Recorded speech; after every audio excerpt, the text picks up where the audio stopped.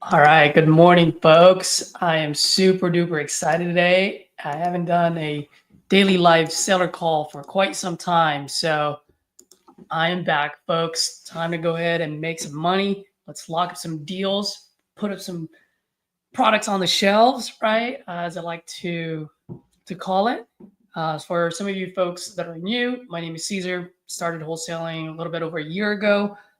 Just a regular guy who left the 9 to 5 grind to provide legacy and freedom for myself and my family. So this channel I really just created for me to be able to grow in front of you, for us to grow together and inspire each other to action. Because at the end of the day, that's where the rubber meets the road.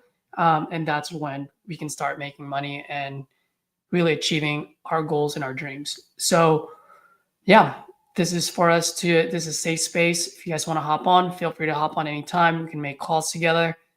Feel free to drop any feedbacks, any takeaways on the chat.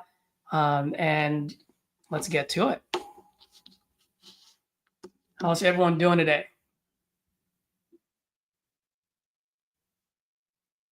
So I just put a few leads into a campaign drip, and 2 of them responded saying that they're still looking to sell. So let's go ahead and call these people.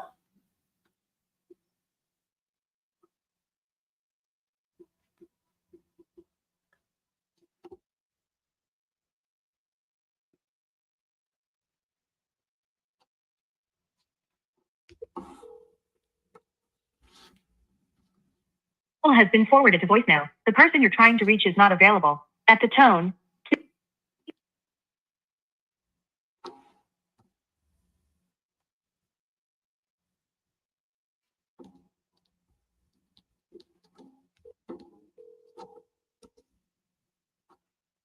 call has been forwarded to voicemail. The person you're trying to reach is not available. At the tone, please record your message.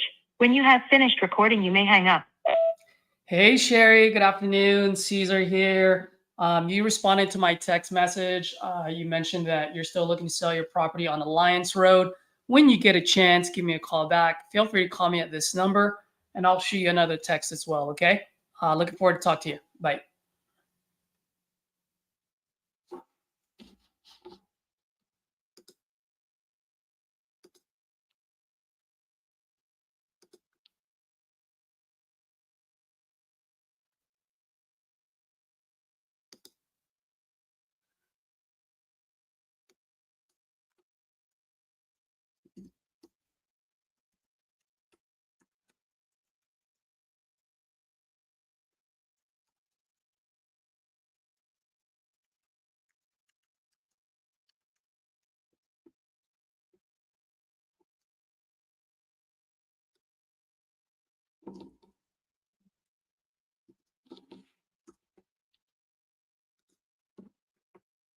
All right. So that's that.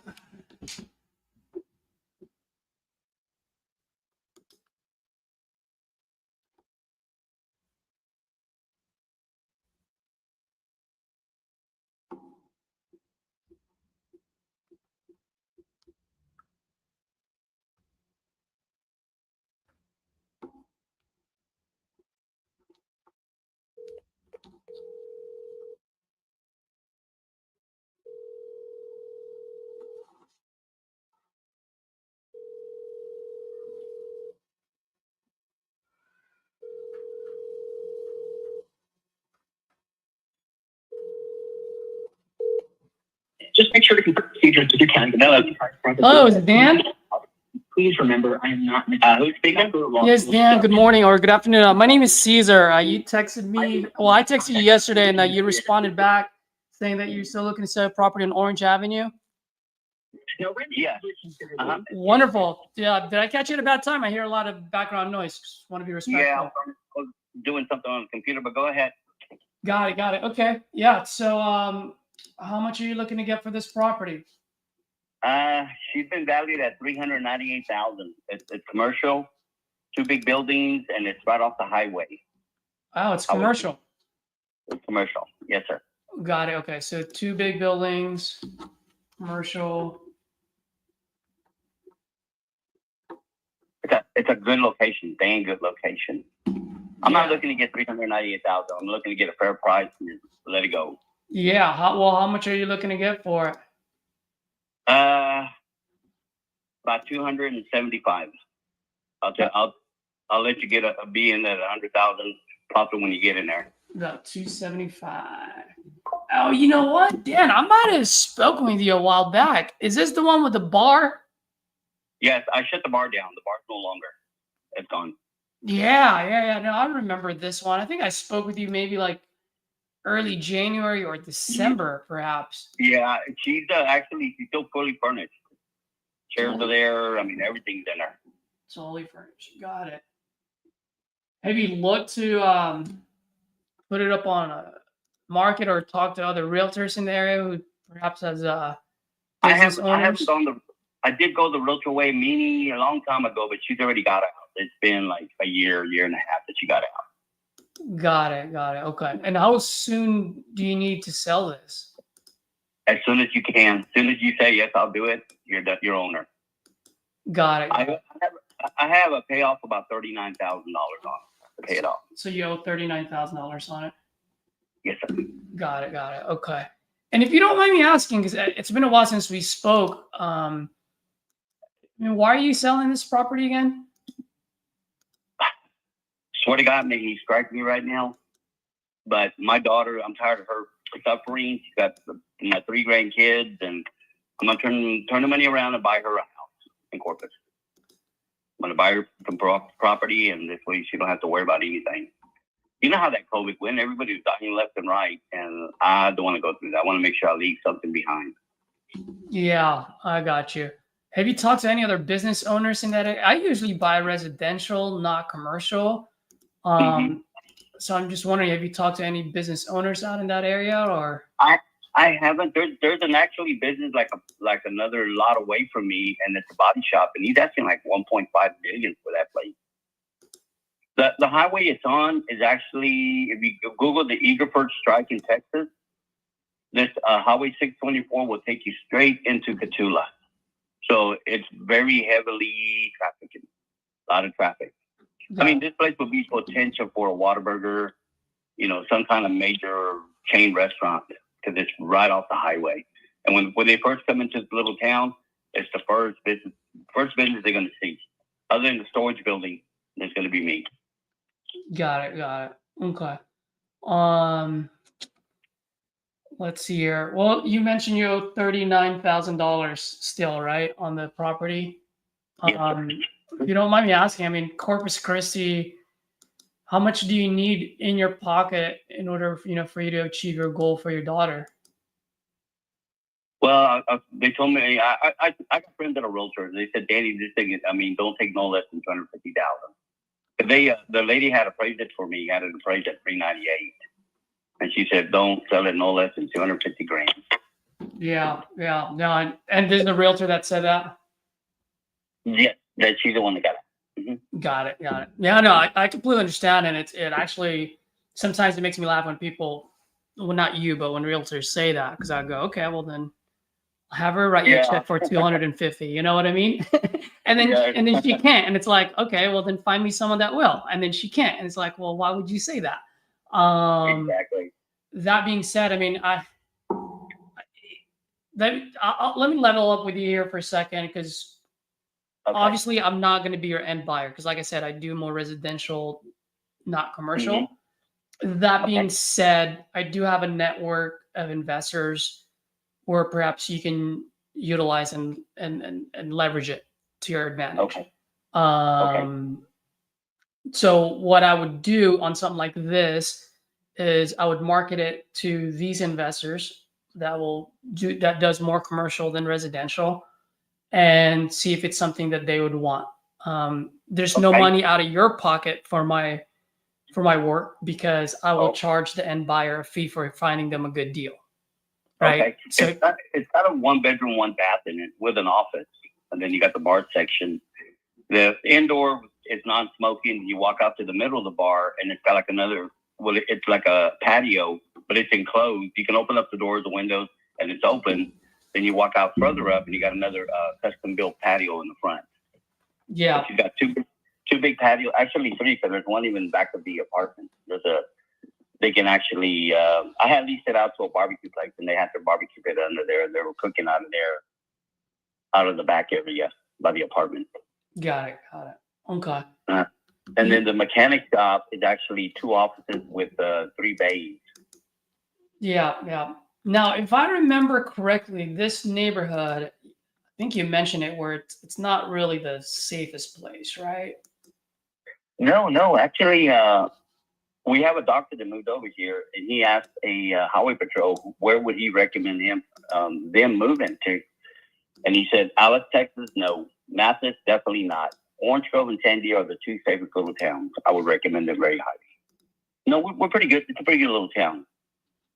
Got it. And actually, there's like 10,000 people living on the outskirts of Orange Grove. There's communities, subdivisions out here in the country. Got it. Okay. I mean, if you want me to work on this, like I said, I can be your easy button. I just want to be transparent with you. Like, I'm not going to be your end buyer.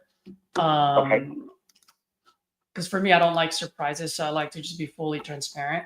What I can do is find you an end buyer, and like I said, when I do, it doesn't cost you anything because I'll be charging a fee to the end buyer, not you, for finding a good deal. That being said, it has to be a good deal in order for me to find one. And just right now, just to let you know, on whether it's commercial or residential, I mean, if it's appraised at $398, for the most part, if an investor is going to move quick on this, pay you cash, buy it as is, they'll pay the closing costs, so no money out of your pocket, right?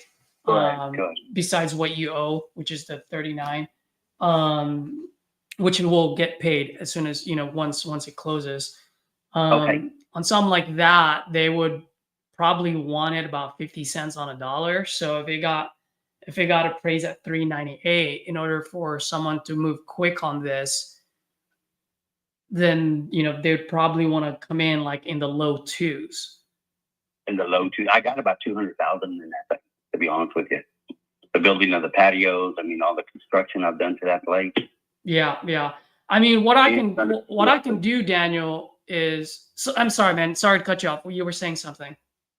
No. I said I'll be at a loss under 200,000. Got it. Okay. I mean, what I can do is market it out there at 250 and see what type of bites we get back, right? And then we can work from there. Now, the only thing is, the last thing I want to do is waste your time and waste mine. So I guess my question to you is, if someone comes back to me and go, hey, Caesar, I'll close on this in 14 days. I'll pay all the closing costs and everything else, but I need it like, I don't know, 220, 210, 230, 245. I mean, at some point, are you going to be flexible, or is this something where you're like, I'll be flexible. Okay. Yeah. Because like I said, I just don't want to waste your time. You know what I mean? And I'm going to put in a lot of resource and work into this. So why don't I do this then? Why don't I just send you an agreement for like a 30-day close? Because I'm probably going to need about 30 days to find you an end buyer here. And it's an agreement between us for $250,000. And the reason why I need that agreement, Daniel, is so that when I go market it to the buyers, the end buyers don't undercut me. So it's just to protect myself. And then at that point, within those 30 days, I mean, I'll keep you posted on, how many people I've talked to, if we're getting any bites.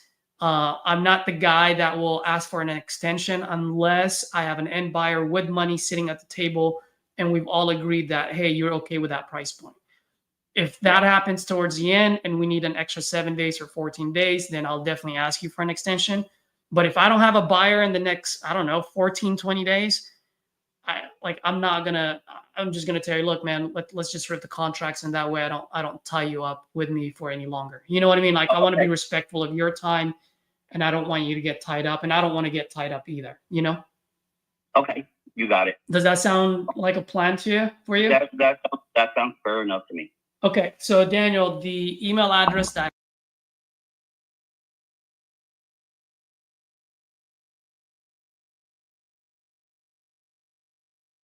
Okay, so why don't I do this? Why don't I send over that 2-page? It's 2 pages, man. You're gonna love it. It's pretty straightforward. 2-page agreement. When do you think you'd be able to sign it? I gotta go run. I gotta go do some errands a little bit. So tonight I'll definitely sit down and look at it and go over it. Okay, cool. So what I'll do? Get with you in the morning. Yeah. So what I'll do is I'll put an expiration date on it by tomorrow night. Because I just don't like having contracts laying out there because I got to look at my pipeline. You know what I mean? Okay. And then if you have any questions, give me a call. And then if I don't see any, if I haven't gotten it back by tomorrow midday, maybe I'll give you a call. Give you a shout out, see how things are going, and then we can go from there. How does that sound? That sounds good. Just put your contact info on it. Oh, I definitely will. Absolutely. And I'll shoot you a text right now with all my info as well. Actually, I'll even text you from my personal cell phone number. So that way it's easier for you to get a hold of me. And then I'll have all my info in there. And then let's get to work, man. Off to the races we go. Let's go. Hey, Let's do it. a couple of things, actually 3 things I'm going to need from you. One is, I need pictures. Because if I don't have pictures, it's going to be hard for anyone to get in their car to even drive there. So, so if you can get me 2 angles per room, zoomed out, so don't zoom into anything, zoomed out, all the exterior, all the angles on the exterior, and then also, what's access like? Can we get a lockbox on there? Yeah, we can get a lockbox on it.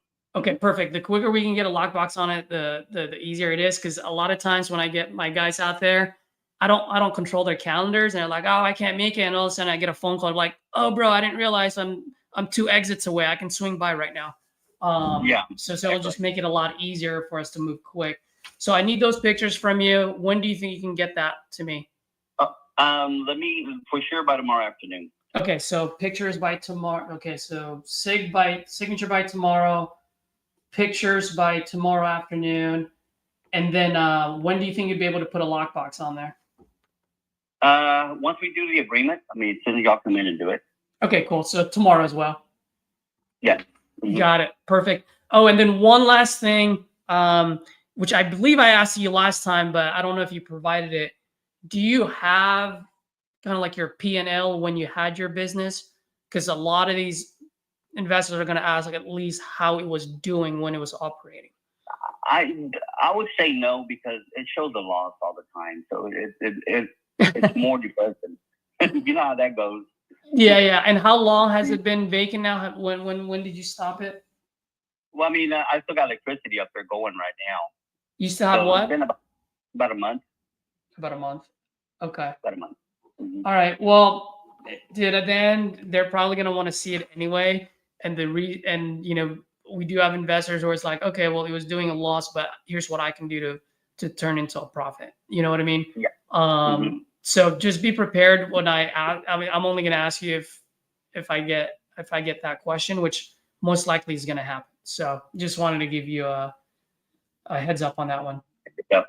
And actually, you might want to write down there, because I'm about 3/4 of a mile from a place called the Orange Grove Post.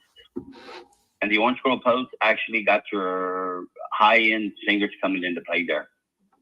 Wait, say that again? Orange Cove Pub? What is it? No, Orange Grove Post, P-O-S-T. OG Post. And look at the singers. They got the Bellamy Brothers coming up there to play. They got all them good singers going up there, and they get packed.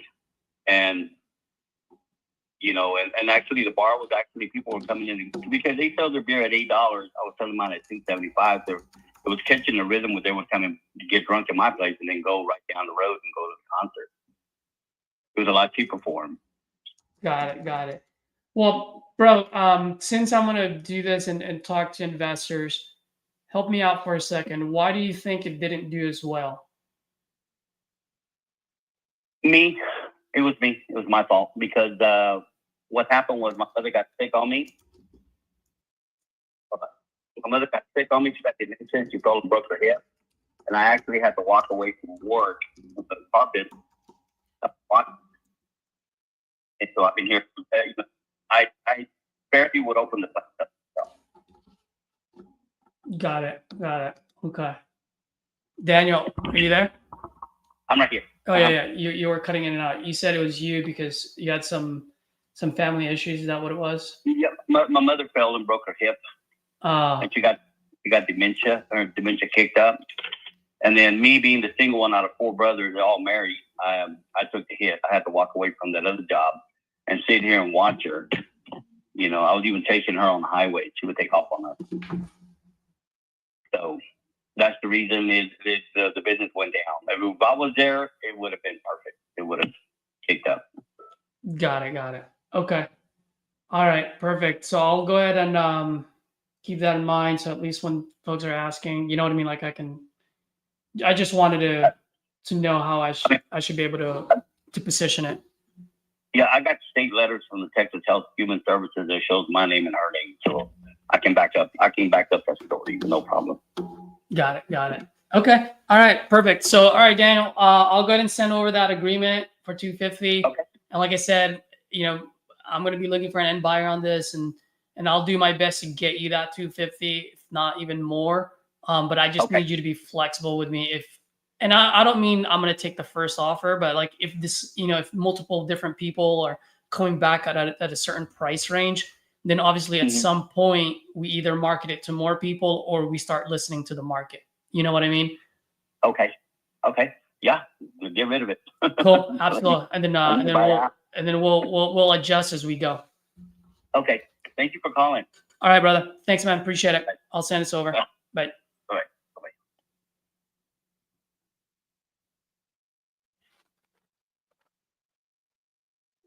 Tyler, my man, you still there? I am doing acquisition.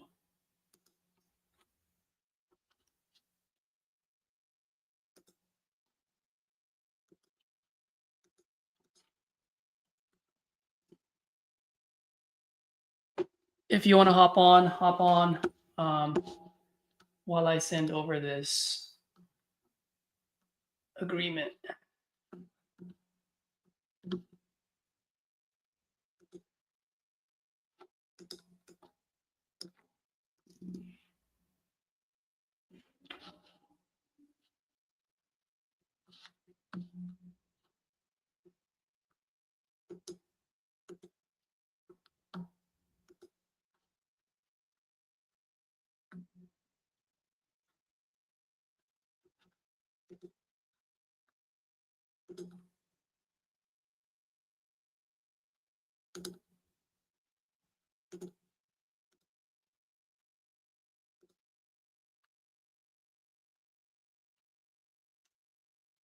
All right, guys, for some of you folks that are watching, do you guys have any questions on that?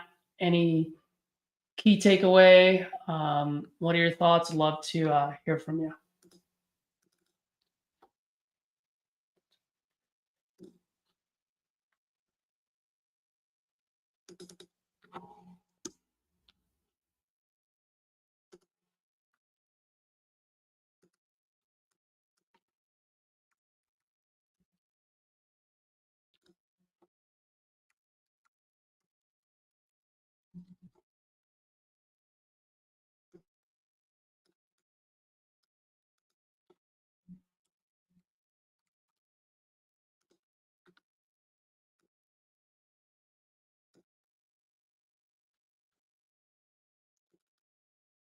So when would you want this tomorrow?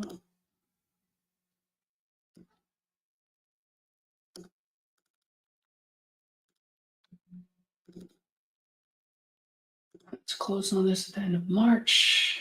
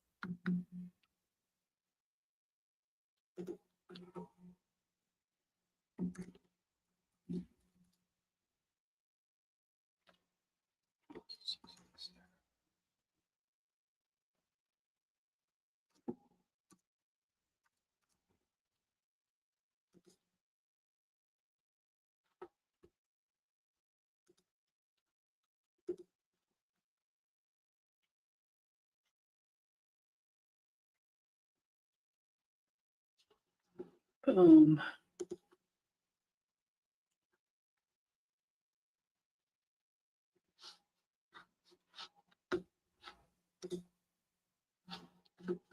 All right. Let's call this guy.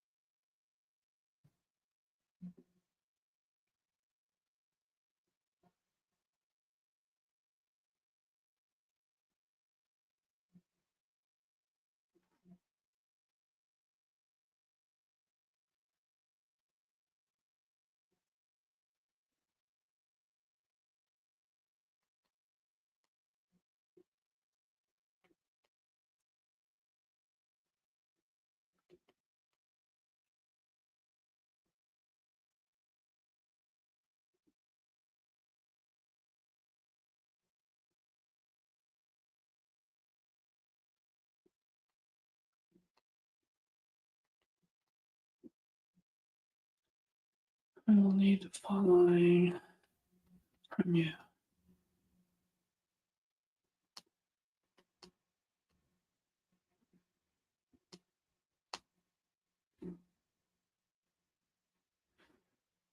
Two angles per room.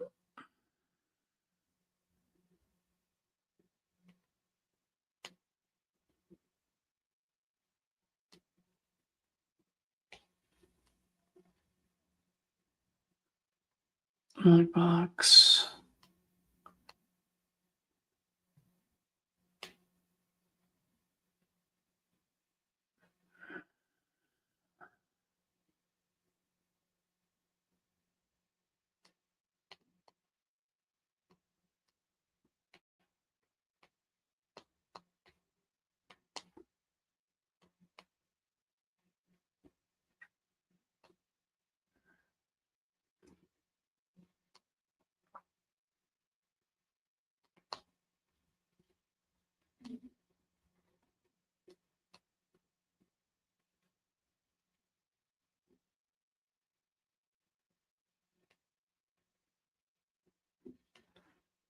Let me know if you have any questions. Sweet. All right.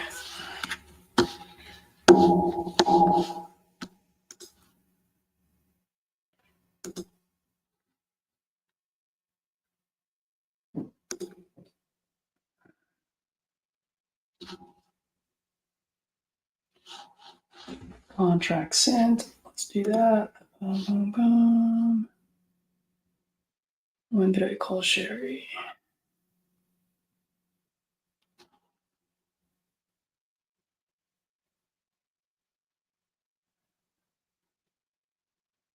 All right. Let's call Sherry one more time.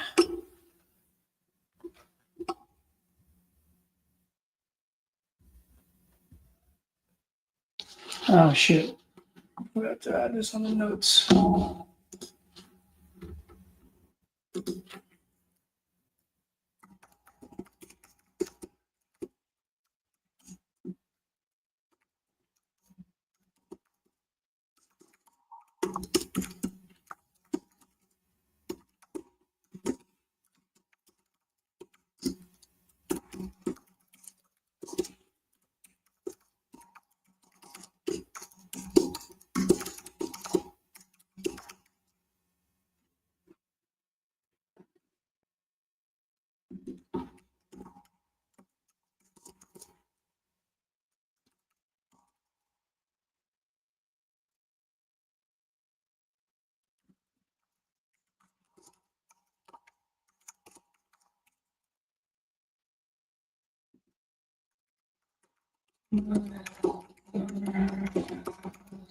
Corpus Christi.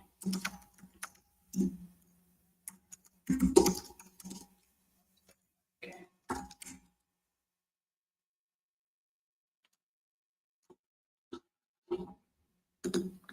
All right.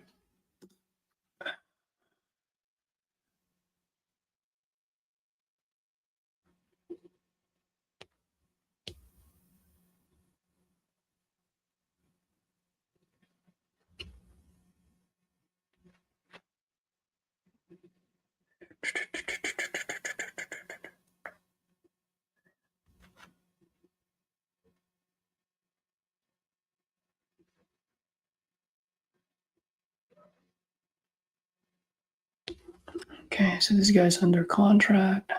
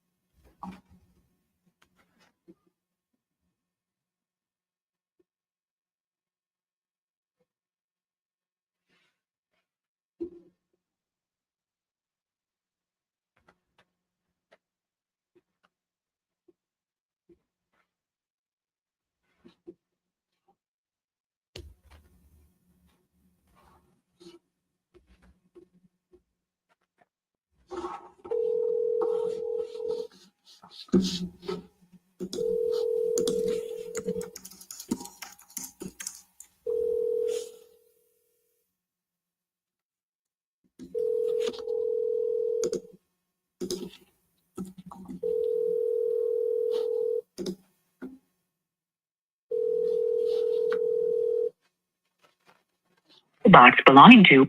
Hello, Scott. Hey, Scott. Accept new messages at this.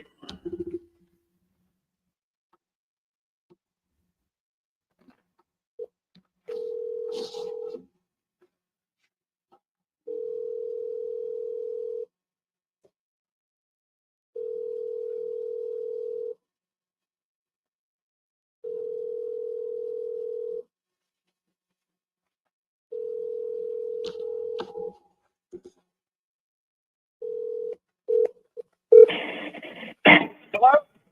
Hey, is it Scott? Huh? Is it Scott? It is. Hey, Scott. Good afternoon. My name is Caesar. I believe you spoke with one of my partners a while back about your property on Bob White Road. Are you? Yeah. Yeah. Are you by any chance still looking to sell that property? Yeah, I'm got it up for sale now. Oh, awesome. Do you have it on the market or off market? Off market, just I got to sign up the yard. Oh, nice. Okay, great. How much are you looking to get for it? 360,000. 360. Wonderful. Can you tell me a little bit what you got going on over there? It's a 5-bedroom, 4 full bath, 4-car garage on 3.9 acres. Okay. Got it. Can you tell me a little bit more? I mean, I can read that online. But can you tell me about the property, the condition of the property? The inside upstairs needs carpet replaced, needs painting, and I've had a couple other investors look at it, and they said that the light fixture stuff needs to be updated. Got it. Okay. Downstairs is all hardwood floors except for the bathrooms, which are tile or marble. There's an office downstairs, a sunroom, and it could use a paint job. And there again, they say the one master bathroom downstairs, it's got green Italian marble. They said it's outdated, needs to be updated. Got it. Got it. Okay. And are you currently living there right now, or is it vacant, tenant occupied? What is it? It's sitting semi-vacant. Semi-vacant, you said? Yeah. So you go there from time to time? Is that what you meant? Yep. Got it. Got it. Okay. Let's see here. This was built in 1997. I built it in 97. You built it yourself, huh? Yes. Oh man, how long did that take? It took me a year. Okay. Got it. Got it. Okay. And you lived there for quite some time before you decided to leave? Yep. The other big thing is that I know it needs done. It needs the roof replaced, but all the material is sitting here. It needs what? Shingles. Replace the roof, you said? Yes. Okay. It's starting to show wear. So I went ahead and bought all the shingles, felt paper, everything's here to put the roof on. It just needs to be put on. Got it. Got it. Okay. Well, I mean, it sounds like you've got a lot of this stuff on there. Any reason why you're selling this instead of like doing it yourself? Just curious. I'm just out of money, and then I don't want putting more money into it. Got it. Got it. Okay. I completely understand, man. That's happened to me a couple of times. Not a good feeling. And is this a 3,740 square feet house? It's around 3,800. 3,800. Okay. And you say you're looking 360. If you don't mind me asking, how'd you come up with that number?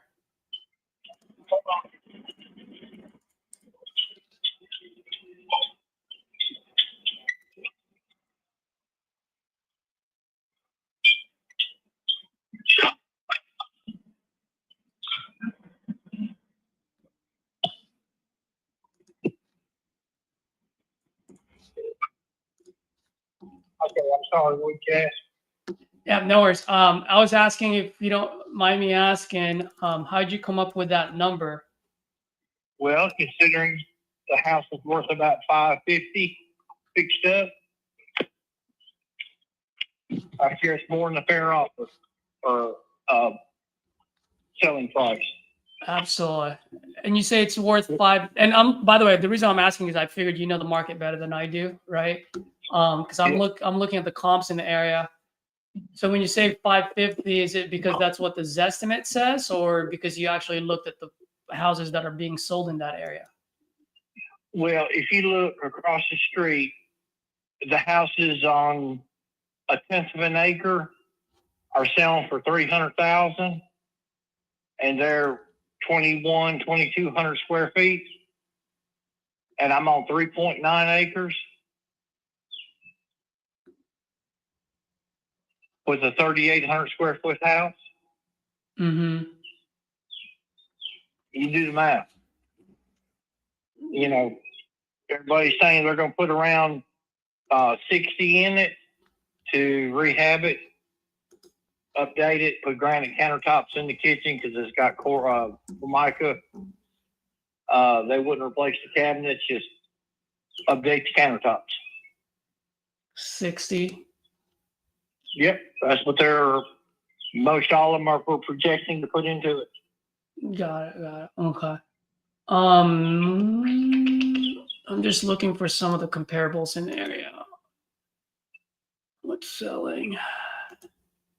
Let's see. Oh, question for you while I'm looking this up. My laptop is acting up a little bit slow, but quick question for you. You mentioned you had other investors take a look at that place. I mean, what are some of the feedbacks that you got, and why haven't they offered?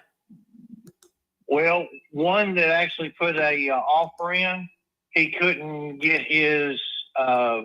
He had 6 other houses going, and he couldn't get a loan for it. Couldn't get his money. Gotcha.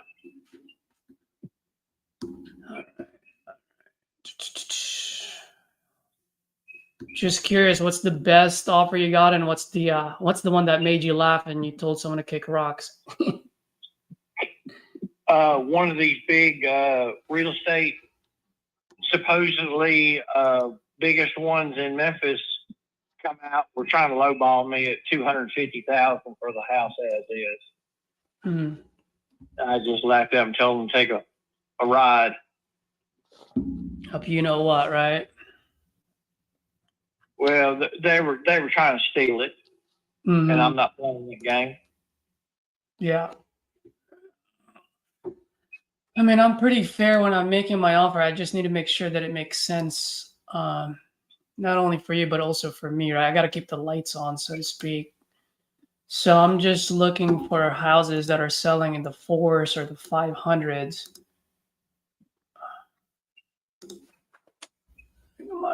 one here. So you got 360 in it. You got 420 plus your loan fees and your money to borrow fees and crap. Yeah. Yeah. And you sell it for say five. If you come down to 525, you're still making almost 100,000. Yeah. Yeah. Your numbers are not off, actually. I mean, that's why I like talking to you, Scott. Because a lot of folks wouldn't even know exactly what you just said. You know what I mean? So Yeah. as far as your numbers go, if I were to be able to sell that for 550, because that's what you said, right? Mm-hmm. And I put in 60,000 in it. Yeah, you're not that far off. Actually, you're pretty good on the 360. That's a pretty fair offer.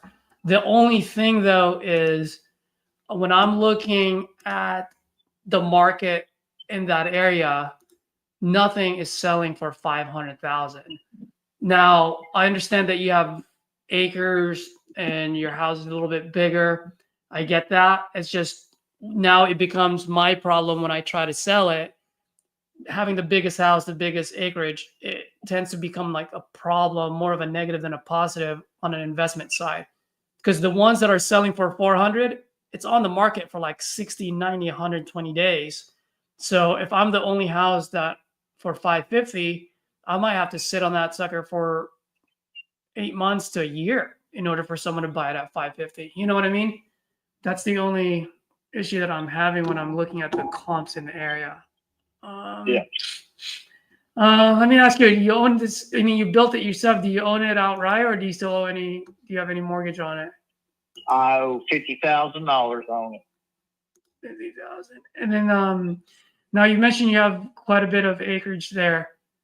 Are you able to 3.9 acres. 3.9? Can you split it up? Yeah. You already called the zoning department and everything? It's a corner lot. There's got road frontage to 2 different roads. Mm-hmm. So I don't see why it would be a problem. I can make that phone call and find out. Yeah, because then it becomes valuable, right? Like if I or any investor can split it up and either sell that land or build so that I can have multiple houses, then yes, that extra acreage becomes very valuable. But if not, then that's where I get a little bit of a hang up. You've been trying to sell this for a while, right? Because I think you might have spoken with one of my teammates a while back. I mean, I thought about it, and I really haven't pursued it very hard. Right now, I'm trying to get all my stuff out of here, and so I'm not really in a, you know what I mean? Yeah. Well, let me ask you, do you have any wiggle room on that number at all? Not much. Not much, huh? No. Yeah. How much are you thinking? Well, here's the thing. I just can't see the 550 as how much I can sell it for after I fix it. I can probably see 450 max just because everything else is selling at 400. I mean, there's one right now for 395,000 and it's ready to move in. And that one's been on the market for quite some time now. There's one for 400. It's been on the market for 54 days. And so I'm thinking, okay, with the acreage, maybe I can put an extra 50,000 on it so I can sell it for 450. Now I subtract 60,000 from it, right? Which is the repair cost that you mentioned. So I'm just using your numbers. And then like you said earlier, I do have closing costs and holding costs that I have to take into consideration. So if I subtract all of that from 450, right, which is $100,000 less than what you were saying.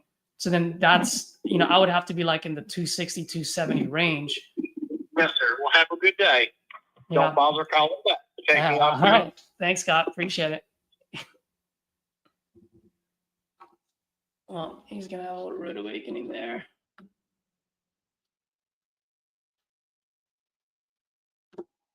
Shoot text.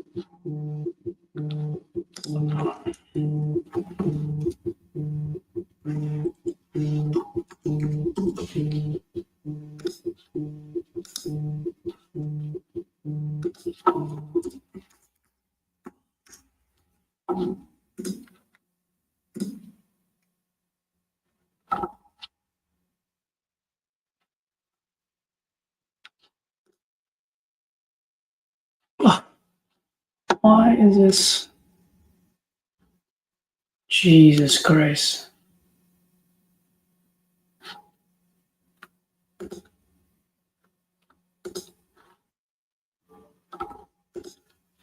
Oh, this is kind of dumb.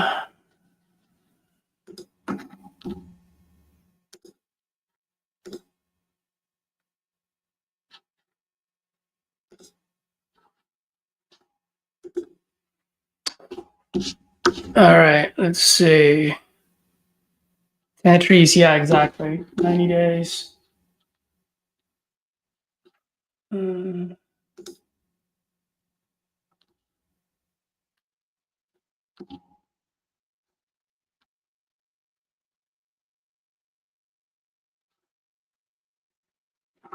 Let's call April.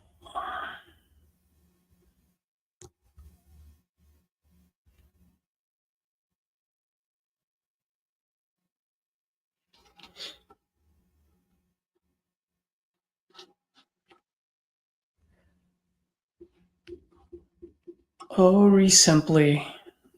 I'm not having a good time with you.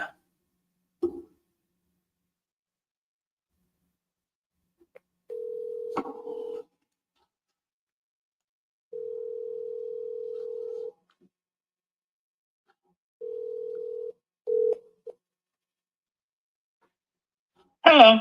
Hello, is this April? Oh, yes. Hey, April, good afternoon. It's Caesar. I just got a missed call from you. I think you were trying to call me. You know what? I'm going through my messages and I just saw this number come up and I wanted to find out who you were.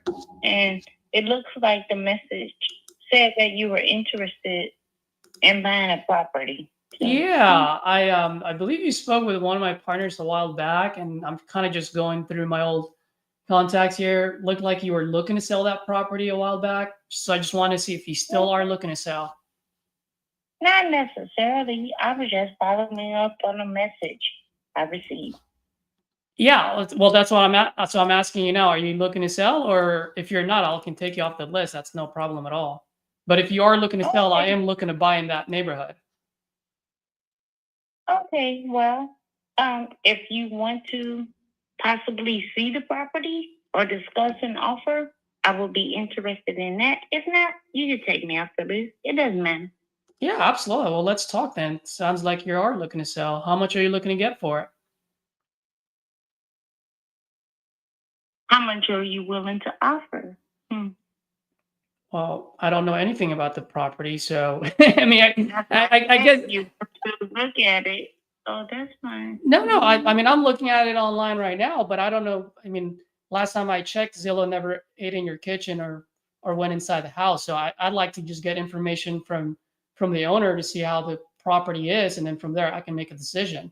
You know what I mean? Like just to give you an example, April. I mean, if I'm buying a car, I got to know a little bit about the car before I decide to get in my car to go drive to that car dealership. You know what I mean?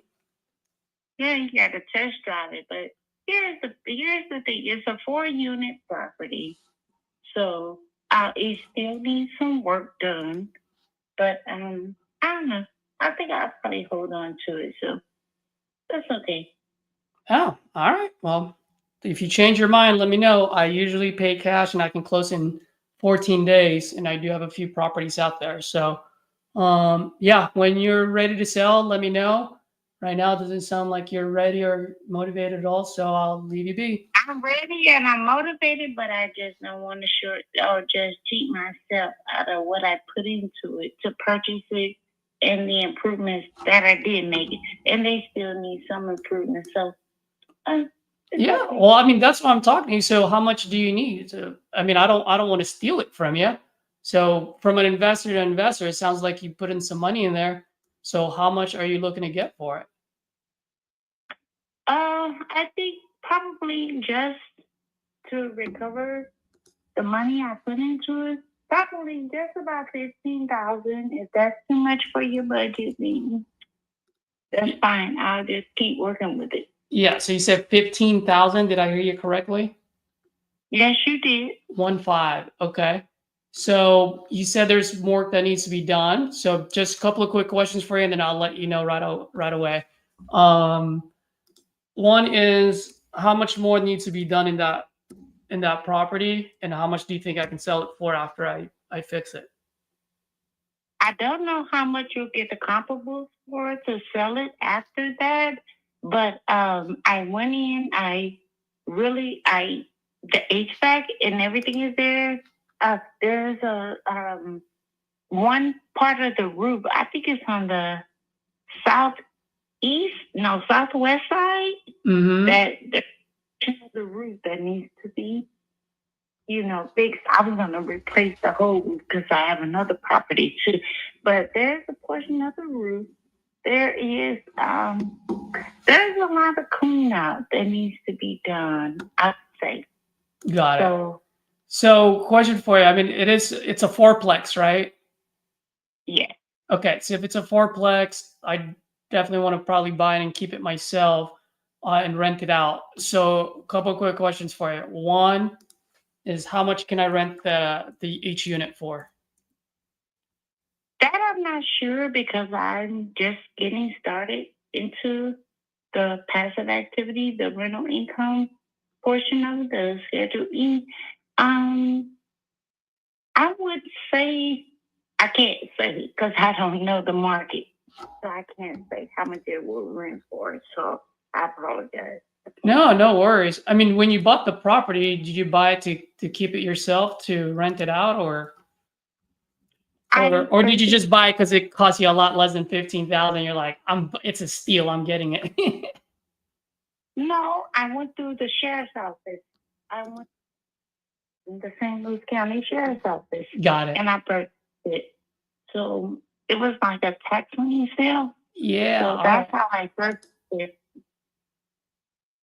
Got it. So you got a pretty good deal on it then. I got you. I had to bid on it. It was an auction. Yeah. So I'm looking. I can probably rent That's it why out. I said I can bring my real estate taxes current. I'm still messing with the property, so I'm still not fully. I'm still. I'll take care of that sometime this month or next month. So yeah, there's a lot of work that needs to be done, if I can say that. Yeah, and it's a 3,570 square foot house, right? Or building, I should say.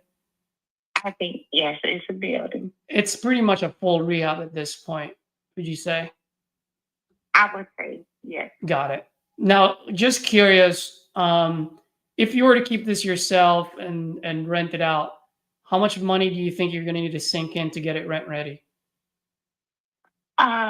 Working on it right now. I think if I put 30,000 into it, then I'm so close to that price right now. I think if I put about 30, maybe 40,000 into it, then I think it will be up to par because there are some other areas in the property next door and up the street.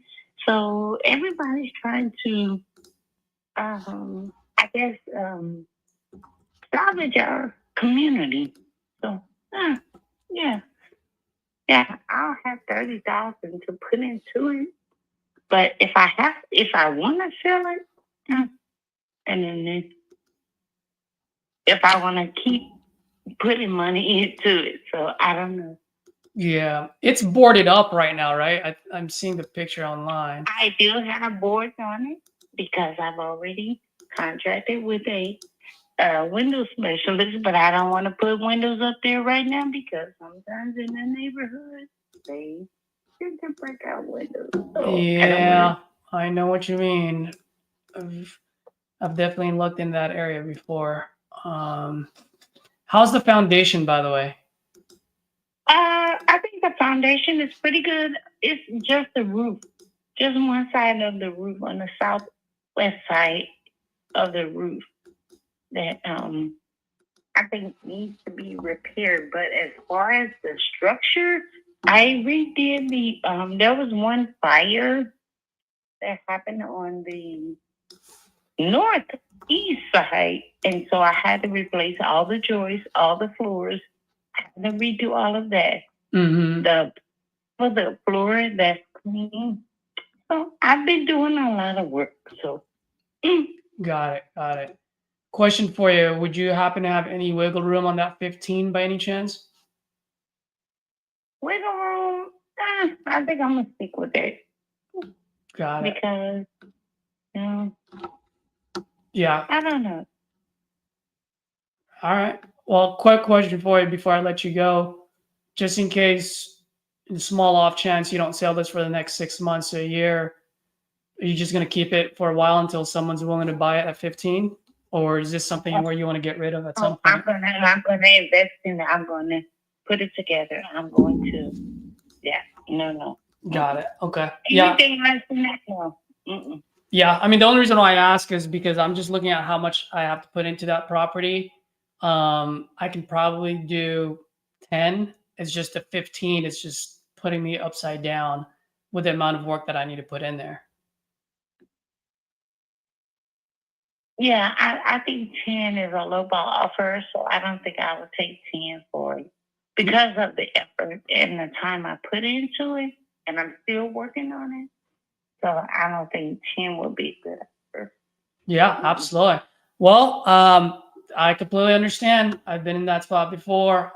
Do you by any chance need a hard money lender maybe, or someone that can loan you some money so that you can actually fix that place up and keep it for yourself? Now, as far as keeping it for myself, but your question is very good. I would be interested in a hard lender just to get me on my feet. I think I would be interested in that option. Okay, yeah. I'll go ahead and I mean the guys that I use are usually out in Texas, California, um, and Florida. So I'll ask around if I find someone that's willing to that does lending out there. I'd be more than happy to refer you and see how it goes. Hopefully, I can get you the cash you need so that you can keep it yourself and start renting it out. You know. Okay, yeah, that would be fine because I'm slowly approaching $30,000 that I'm going to put into the property. But it's just I don't know. It's finding good contractors has been my biggest problem because yeah, Yeah. everything from the electric and the plumbing. It's finding good workers or good contractors. Yeah. So, and I don't know, of course, how to do it myself, but if I can find good workers, good contractors that I can pay to bring it up to par, then I would be interested in it. Yeah. Yep. Absolutely. No, I completely understand. So what I'll do is I'll just add you to my contact list for now, April, and then if I find anyone, I'll give you a holler. Add me to your contact list and say hello to me from time to time. You know, I might be able to help you out in some what? other ways. Thank you for reaching out. Yeah. Thank you for reaching out. Yeah. Absolutely. You have a wonderful day now. Okay. Okay, you as well. Thank you. Bye bye. All right, thanks.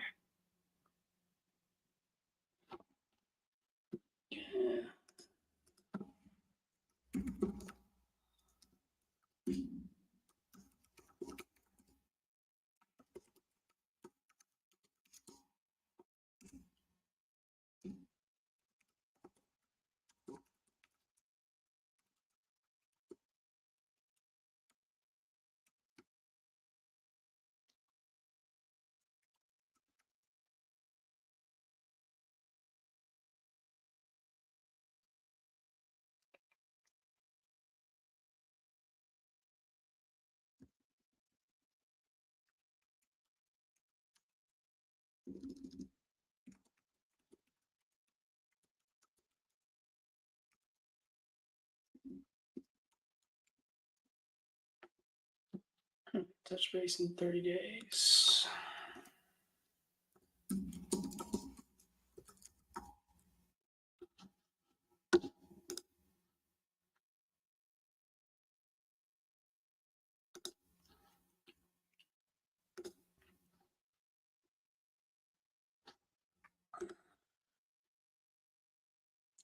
Dawn Low. Seems like she needs some guidance in real estate. Good conversation. Yeah, she doesn't sound like she's really interested or motivated. So I'll just touch base with her in 30 days.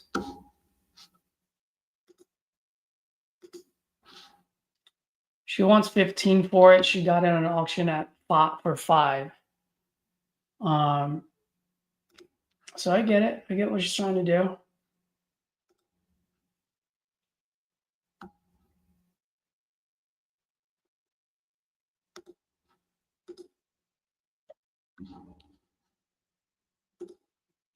Mhm.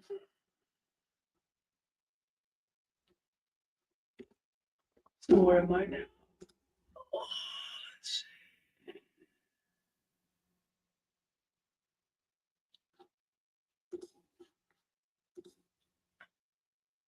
Eddie.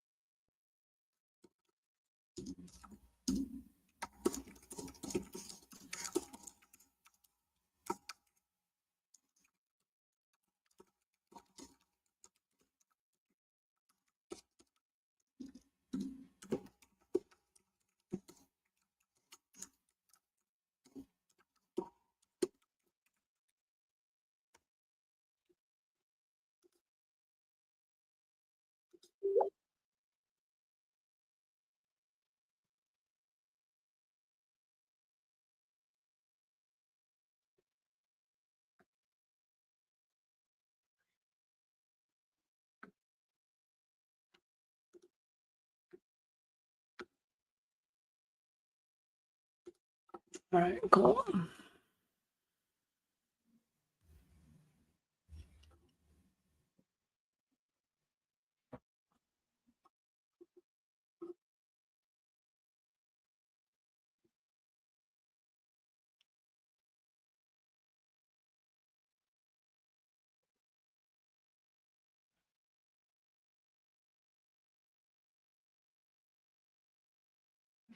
What is this?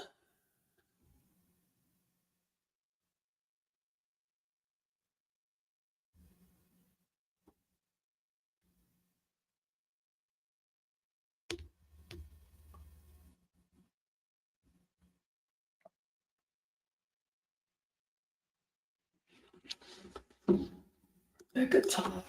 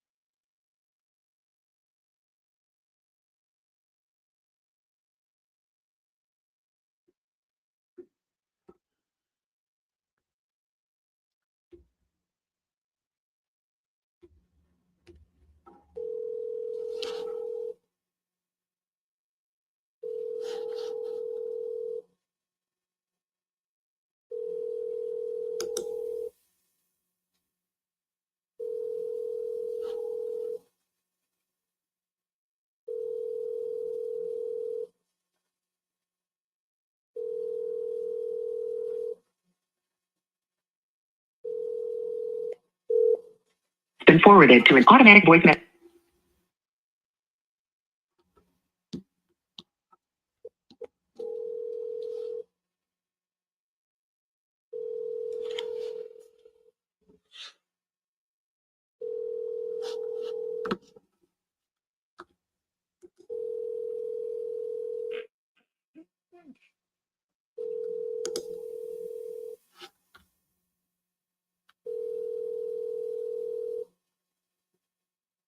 Call has been forwarded to an automatic voice message system. 21098377092 is not available. At the tone.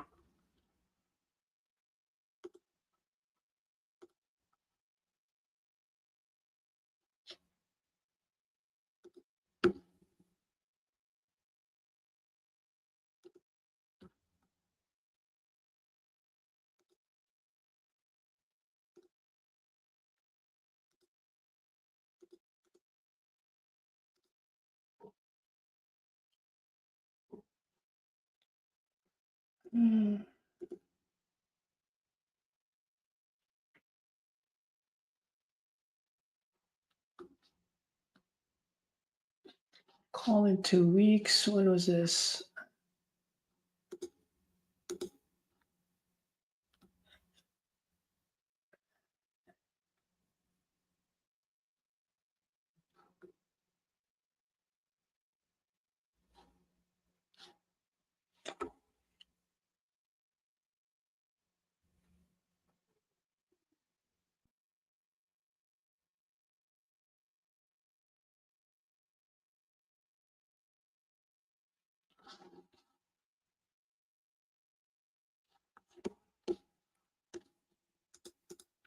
Anyone watching right now using Resimply for their CRM? If you are, please let me know because I am having a difficult time with this thing.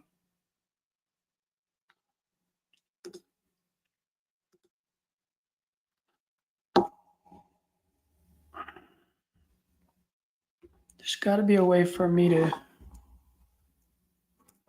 make this work. How do I do this?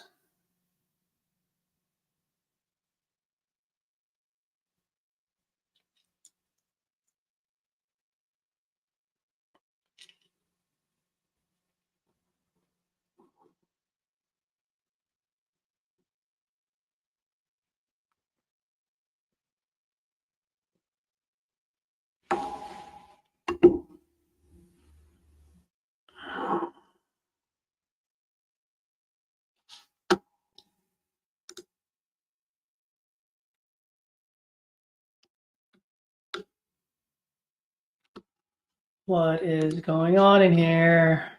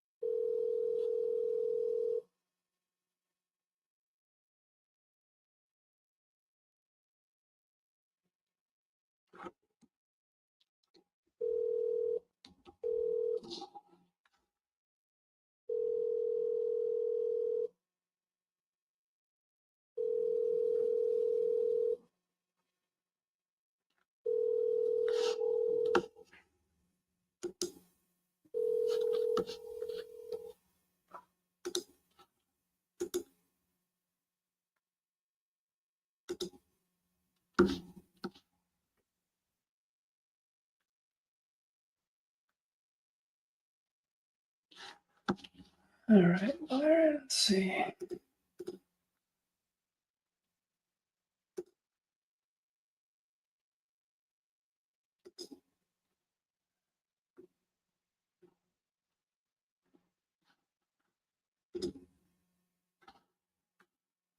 All right. Dun, dun, dun.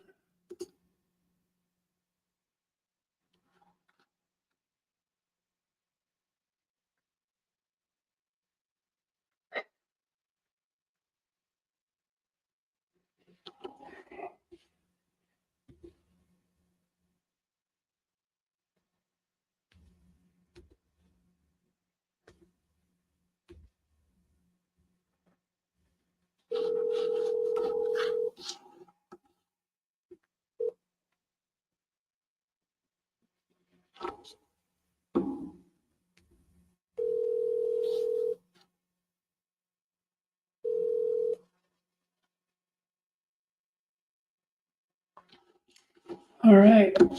We'll keep hanging up. Let's go.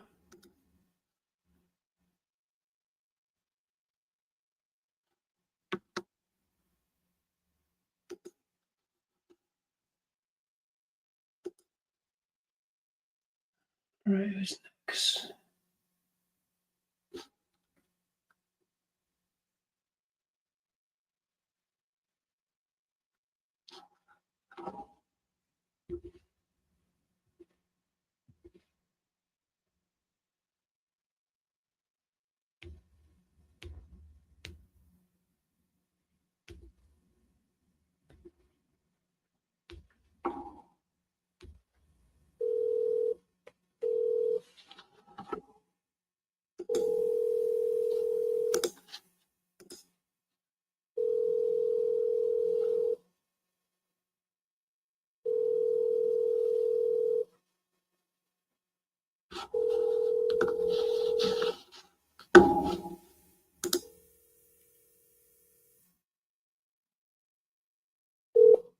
Has been forwarded to an automatic voice message system. 210.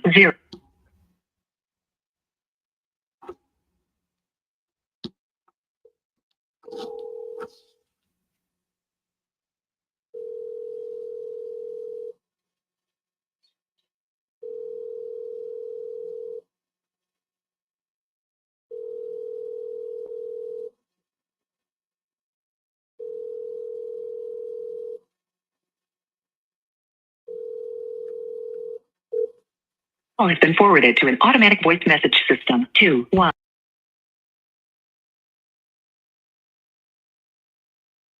Available.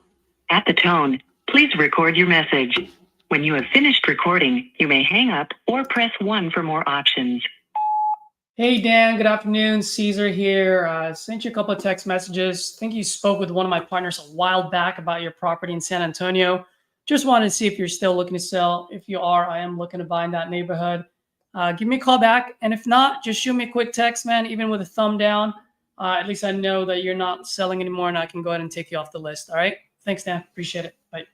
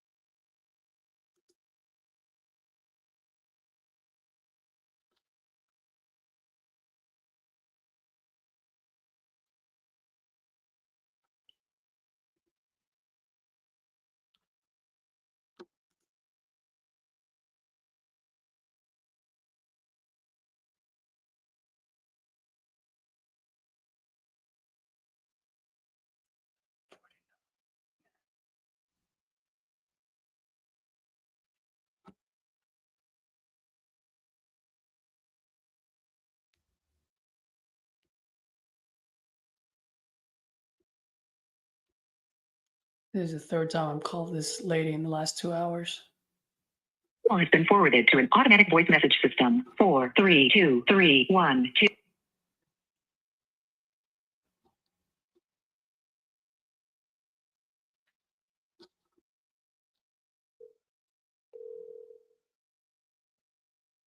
Call has been forwarded to an automatic voice message system. 432.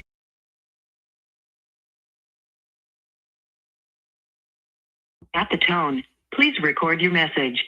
When you have finished recording, you may hang up or press 1 for more options. Hi, Sherry. Good afternoon. Caesar here. You responded to my text earlier. Looks like you're still looking to sell your property out on Alliance Road. I am looking to buy in that neighborhood. So if you can give me a call back today, greatly appreciate it. You can reach me at this number, and I'll go ahead and send you another text. Okay. Thank you. Bye-bye.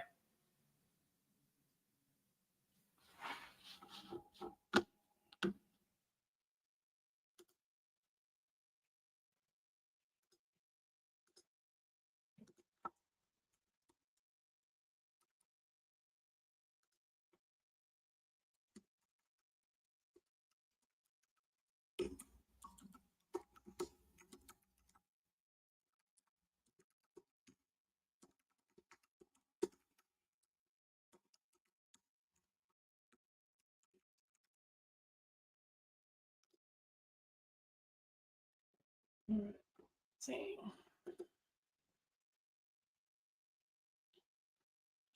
I already talked to Jimmy.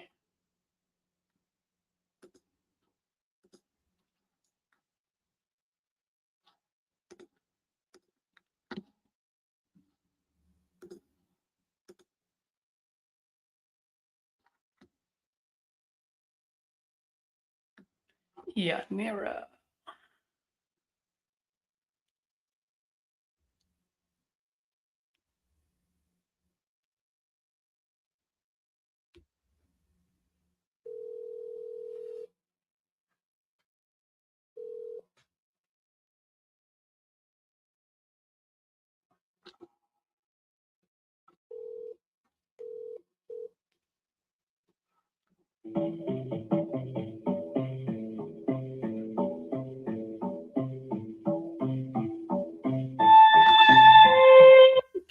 That's weird.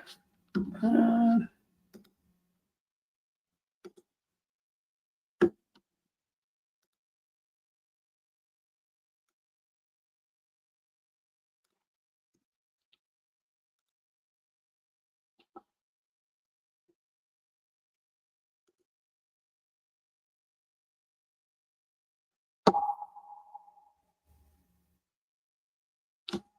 let's look at George.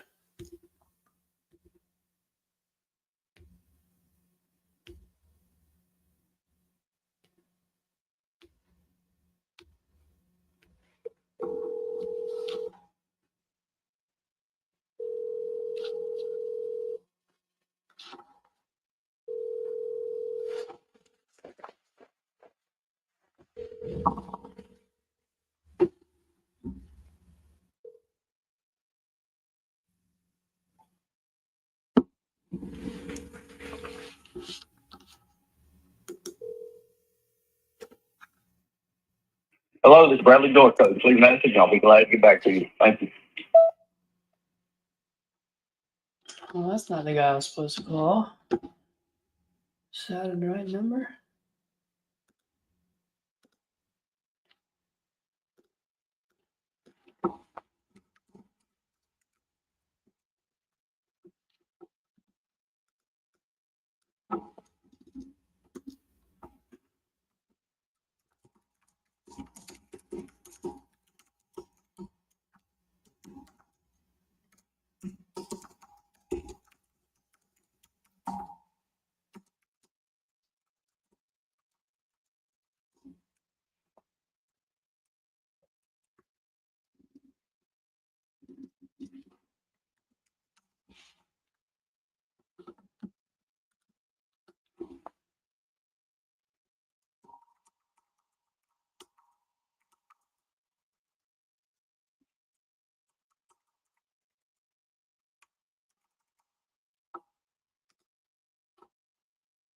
All right.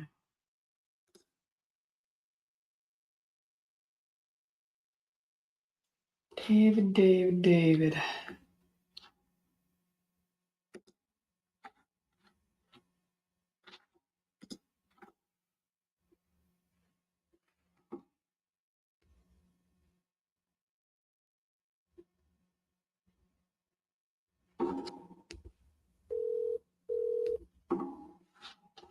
If the person you were trying to reach has a voicemail box that has not been set up yet, please try your call again.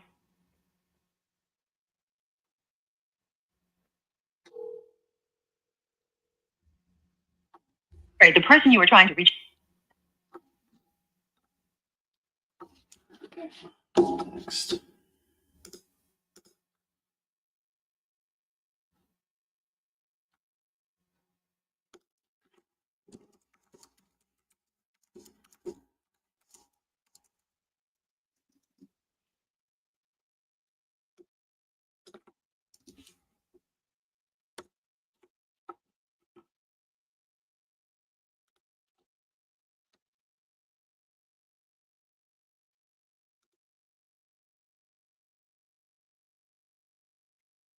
This sounds familiar.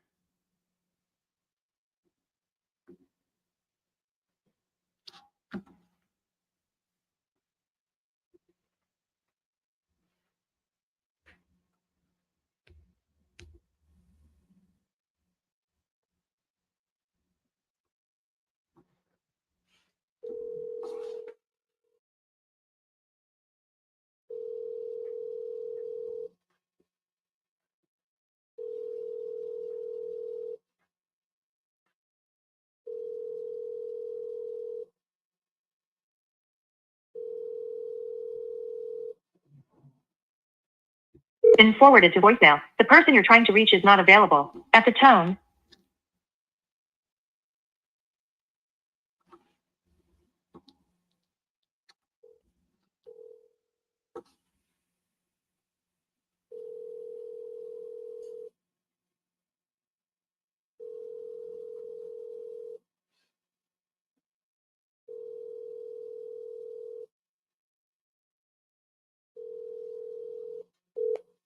has been forwarded to voicemail. The person you're trying to reach is not available. At the tone, please record your message. When you have finished recording, you may hang up. Hey, Brian. Good afternoon. Caesar here. You spoke with one of my teammates a while back about your property out in Montgomery. Looked like you were looking to sell that property. Just wanted to see if you still are. If you are, I am looking to buy in that neighborhood. Give me a call. And if not, totally cool, man. Just shoot me a text, even a thumb down. And that way I can take you off the list. All right. Thanks, Brian. Appreciate it. Bye-bye.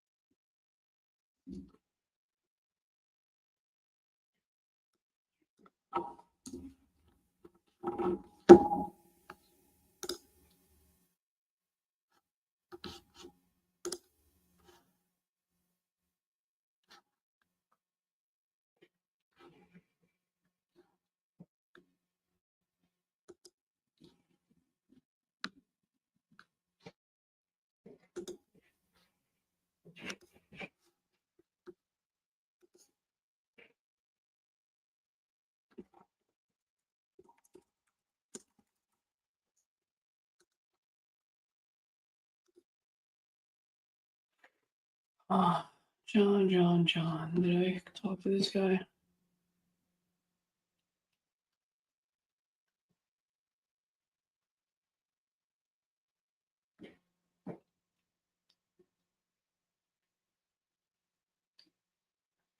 Oh, this is the guy that didn't want to talk. Well, that's a dead lead.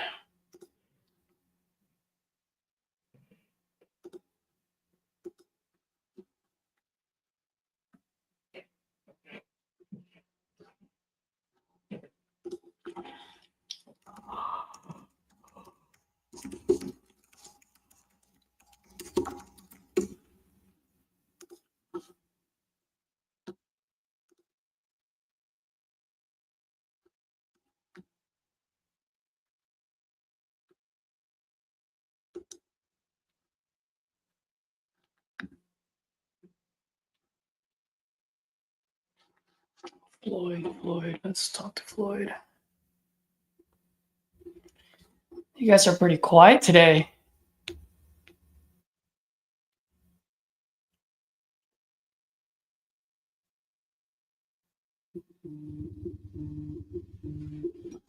I guess I got to take this call. It's a personal call, so just bear with me for a sec.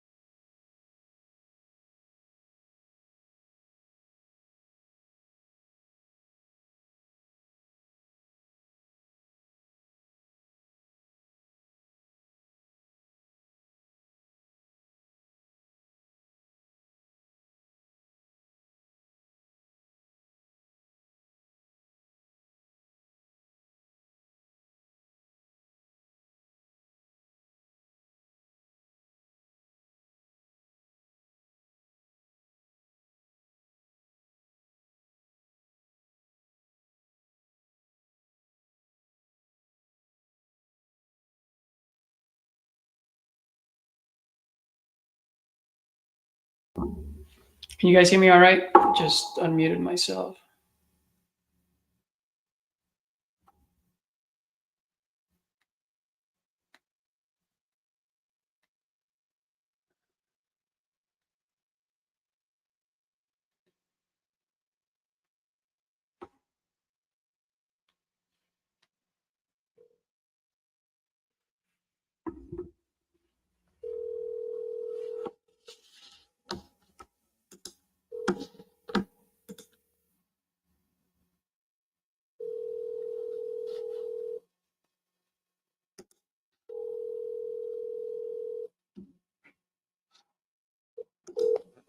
Please record message. Hey, Floyd. Good afternoon. Caesar here. I think I left you a message a couple of days ago. Looked like you spoke with Eve about your property on 39th Street. Just want to see if you're still looking to sell. If you are, I am looking to buy in that neighborhood. Give me a call back at this number. And if you're not, let me know as well. That's totally fine. At least I know how to proceed. You can call me at 415-843.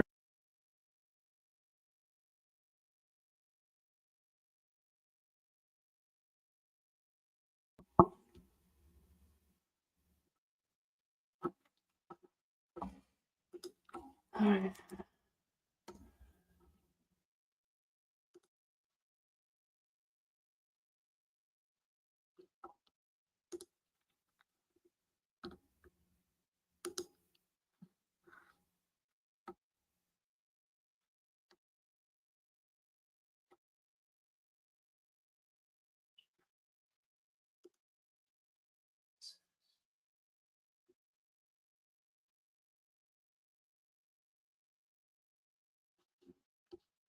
Miles, what's up, buddy?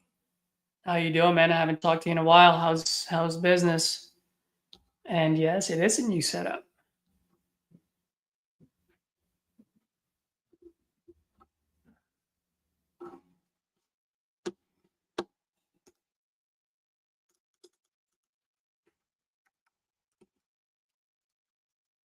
Francisco.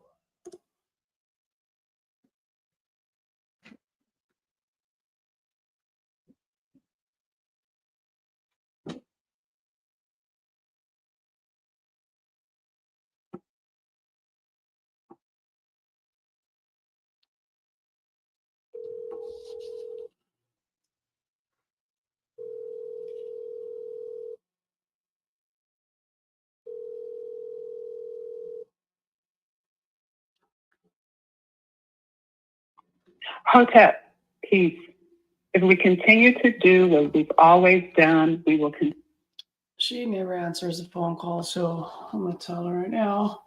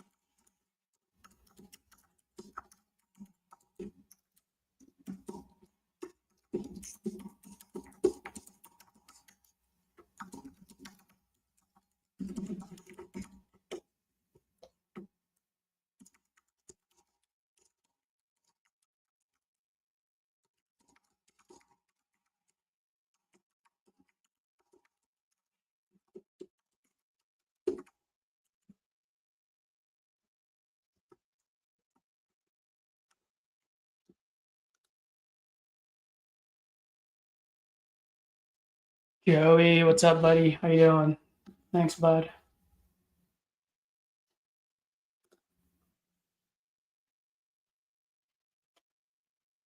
Who is this guy?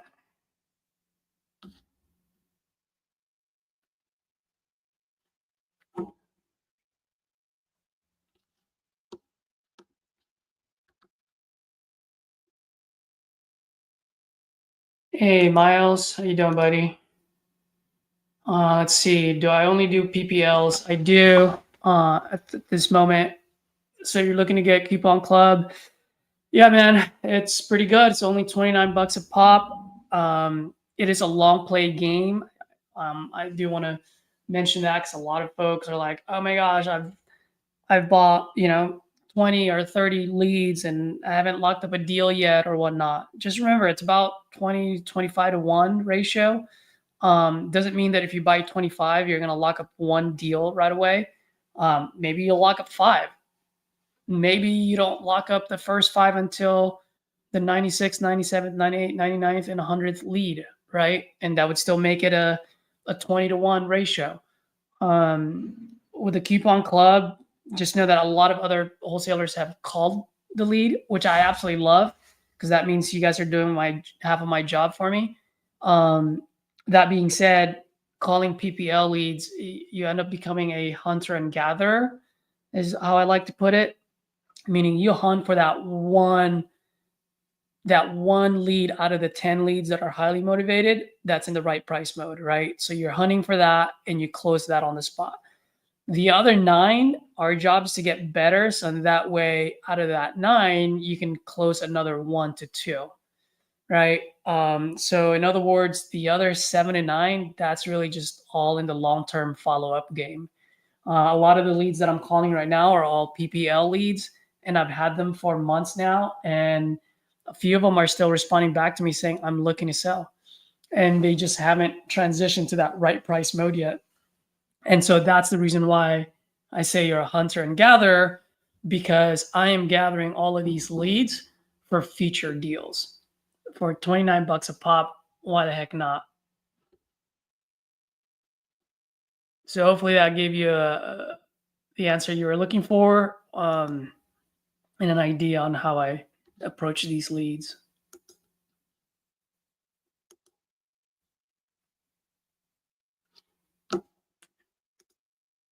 Let's see.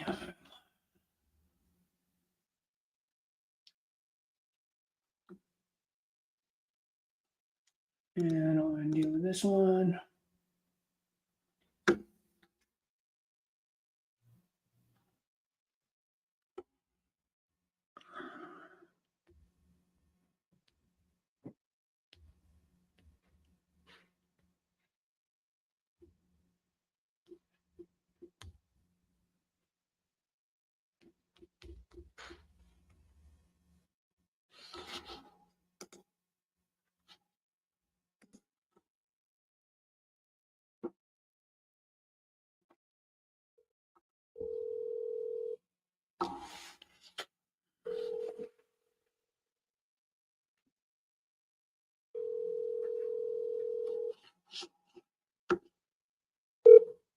Hello?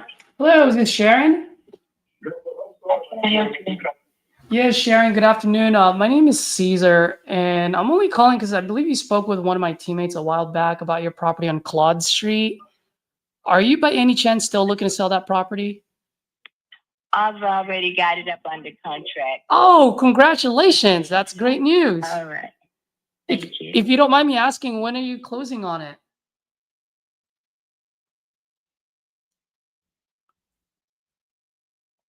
Oh, all right. Let me send her a text.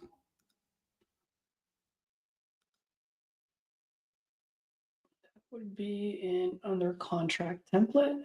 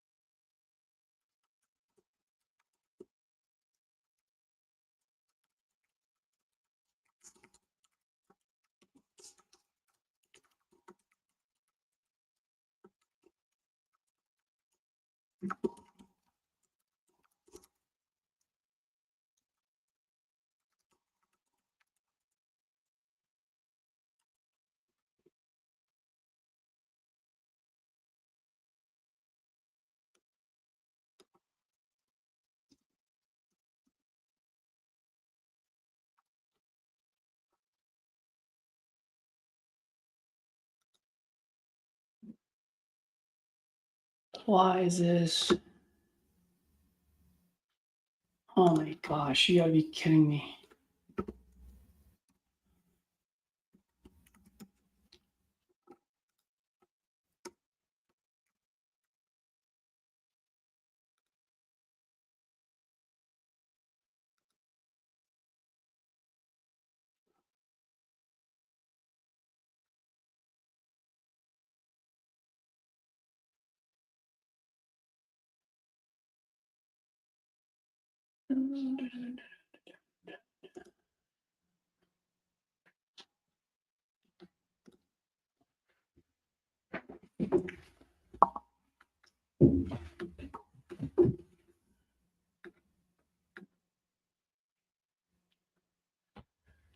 Daniel Sanchez, Carlos.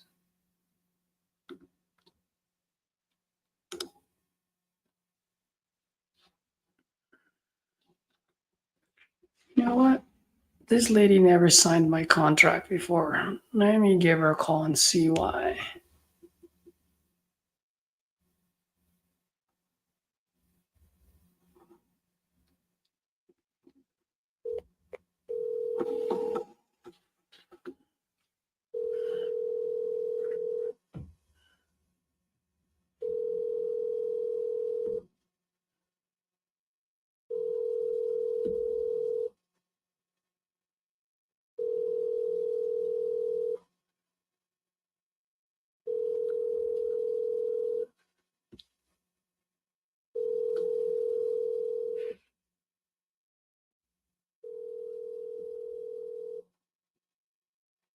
The subscriber you are trying to reach is not available. Please leave your message after the tone.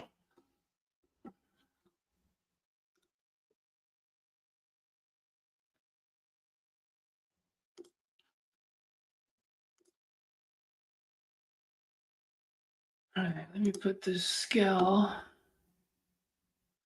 My trip campaign.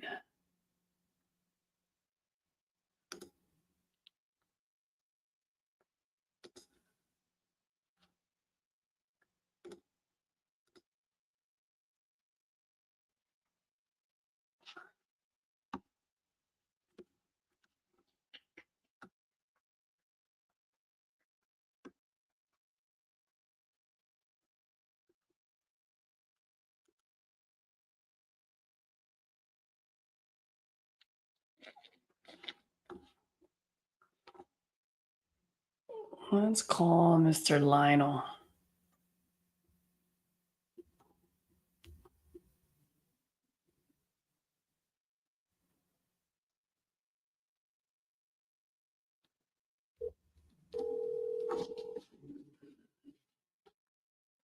unavailable to take your call at this time. Please leave a detailed message.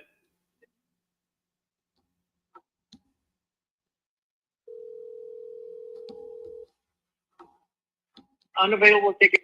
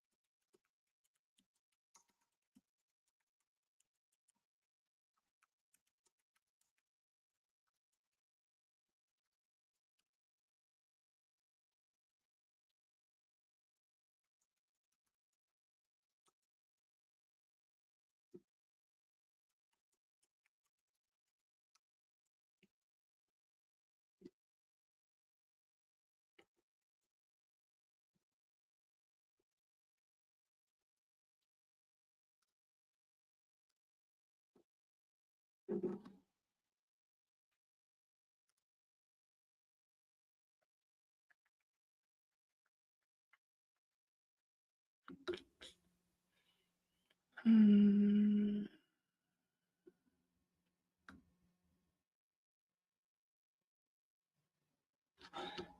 Oh yeah, let's call this guy.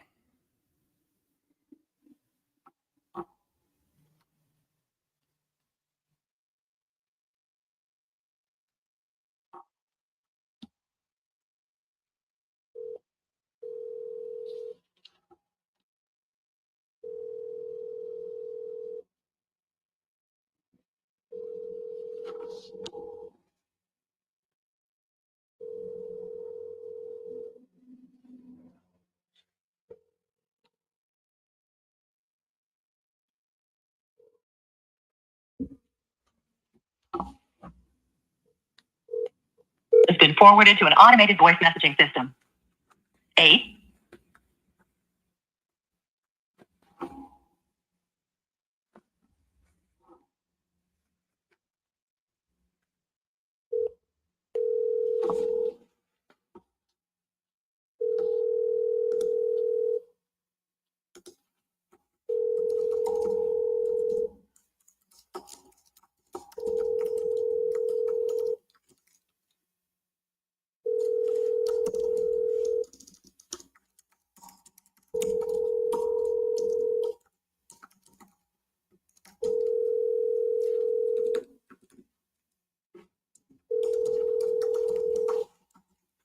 has been forwarded to an automated voice messaging system. 8062.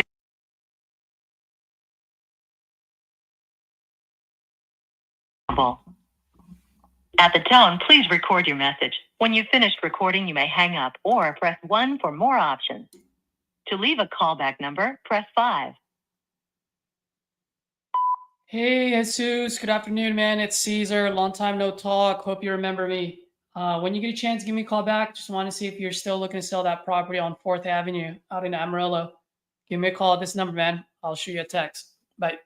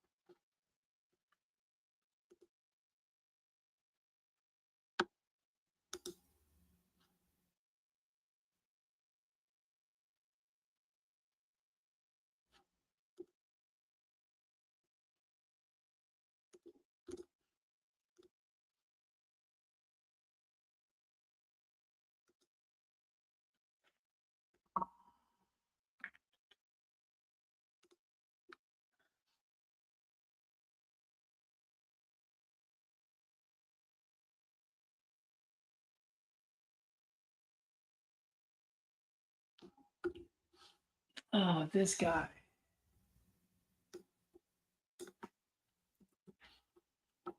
Yeah, what is this information?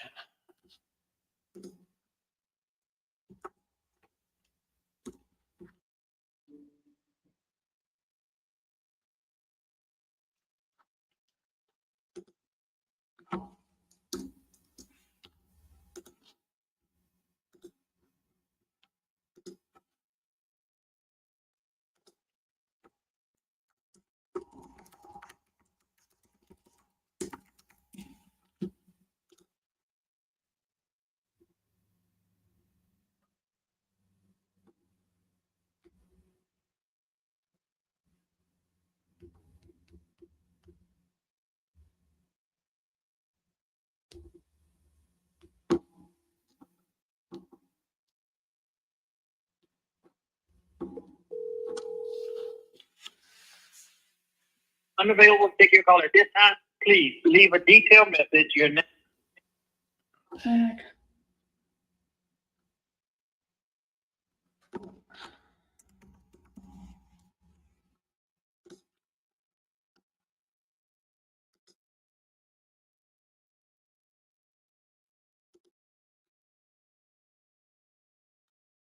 You just responded.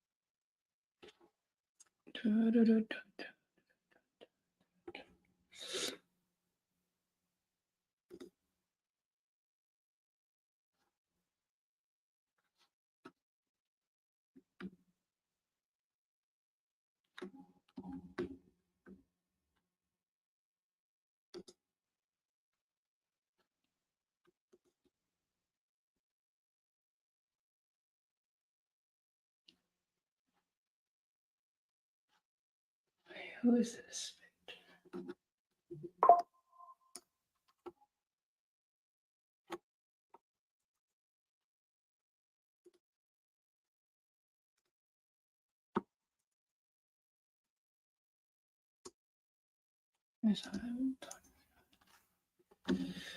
All right, I got one buyer responding back to me. It's on an island, the Line River. I think it's flooded.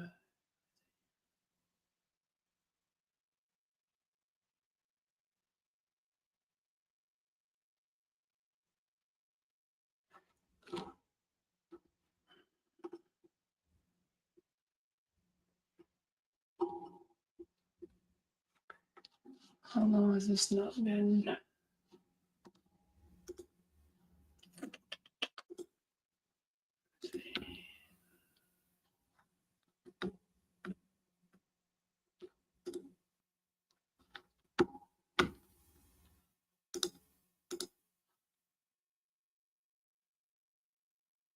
Vacant for 2 years. Okay.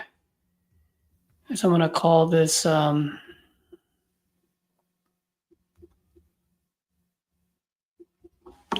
this buyer.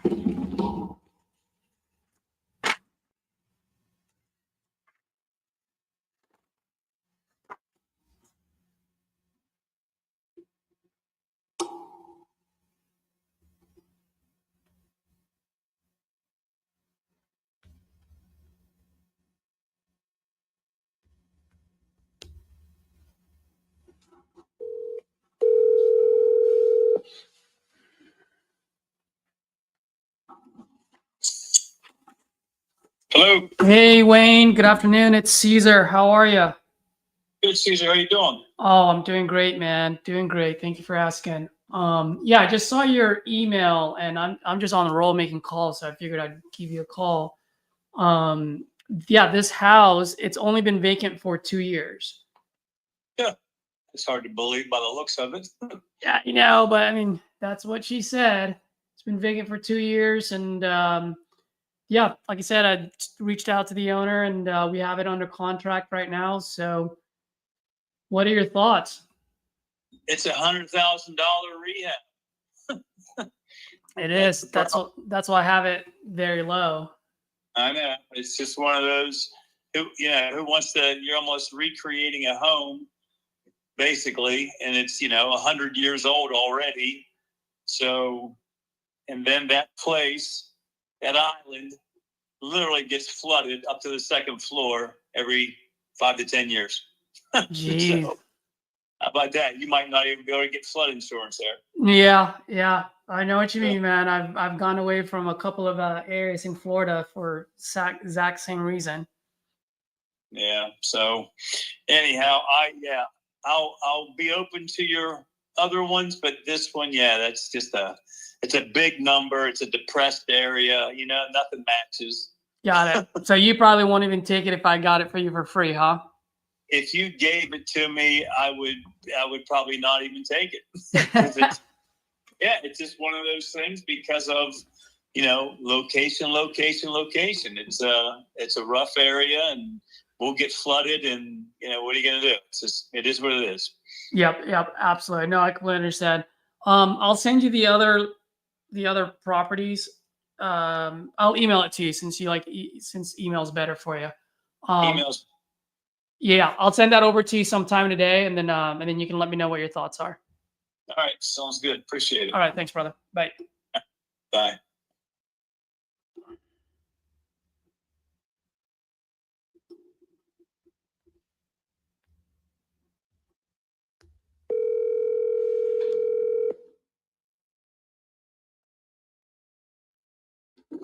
Hey, perfect. Hey, Tina, you're on live, by the way. So no, I'm live on YouTube, and I'm calling you, so I just want to let you know. Oh, thank you for letting me know that. Yeah. So I just talked to one buyer who actually buys a lot of properties out there. I showed him the Wheeling, West Virginia property. So I just talked to him. He's like, bro, that island gets flooded up to the second floor about every 5 to 10 years. It's a $100,000 job. He's like, if you give it to me for free, I'd still say no, unfortunately. So I'll send him the other 2 properties. Hopefully we can get pictures for Addie's. But as far as Wheeling, and also another feedback that I'm getting I've already talked to a few buyers about Wheeling. They just do not like that place. Apparently there's a lot of restrictions. So when buyers buy properties out there, they have to get things city approved. Yeah, I saw that on your live yesterday with the one seller or one buyer mentioning that. Yeah. So that's probably why she's not able to sell it even for only 2,000, Right, exactly. So this is one of those where it's a location deal, not necessarily a price. It's a location problem, not a price problem, right? But now we know, right? So it's the only way for us to find out is to do that. Exactly. So if we do something for Wheeling, that means probably not a full gut. You know what I mean? And it's got to be priced really freaking well. And like I said, in this case, it's not a price problem. But if we come across a Wheeling property that, let's say it's a light to medium rehab or medium to full rehab, it's got to be deeply discounted in order for someone to take it because of that flood issue, which, by the way, you can use as your negotiation when you're talking to the seller. Right, exactly. For any future Wheeling properties. Exactly. Yep. Yeah. So just relaying the message over to you in case we do, in case you come across any other Wheeling properties. Good to know. Thank you for the feedback. Yep. That said, I have all 3 of them blasted on investor list. So let's see what we can do, what we can get out of it. But you said perfect timing. So were you going to talk to me or? Oh, no, I just finished the meeting. So Oh, I all was right. like, I would have been able to answer the phone if you had called a minute earlier. Got it. Okay, no problem. All right, I'll leave you be. Okay, thanks for the You're welcome. feedback. Okay, bye. All right, bye. You whitewater rafting? Oh my gosh, Tyler, I'm never buying anything there.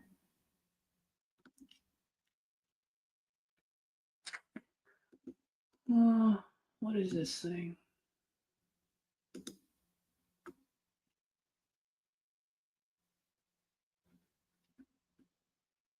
Did she call again?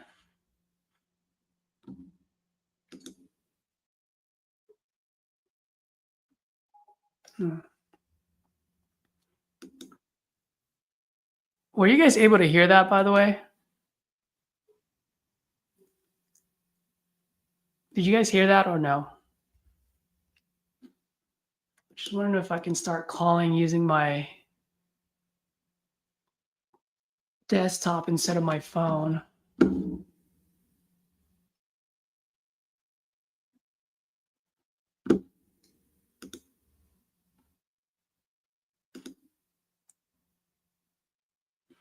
Tyler, if you want to hop on, feel free to hop on, by the way.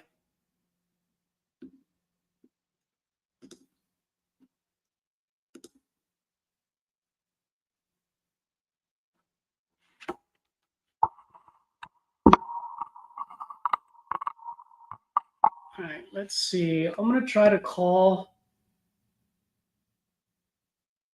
from my desktop, guys, and drop a 1 if you can hear it. Drop a 2 if you cannot. I just need to figure this out, see if I can do this. It's ringing. It's ringing right now.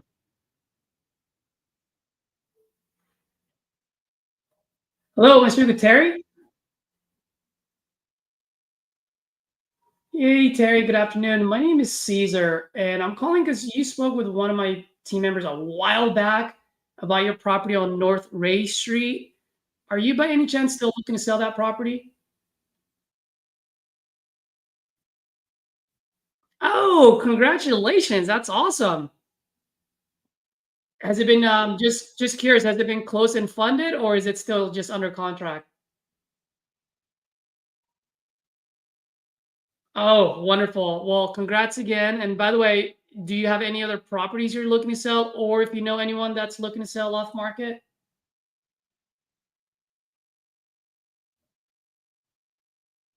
Yeah, that would be great. By the way, if I get it across the finish line, I give referral fees up to $1,000. So let me know. I'll send you my information, and then just tell your guy to mention your names, and that way I know to tag it. In case I do buy it and gets it across the finish line, I want to make sure I give you $1,000. All right, and let them know too. By the way, I do pay cash, and I typically close in 14 days. Um, doesn't matter. Usually single family, but I can do multifamily as well. As long as it makes sense and I can keep the lights on. You know what I mean?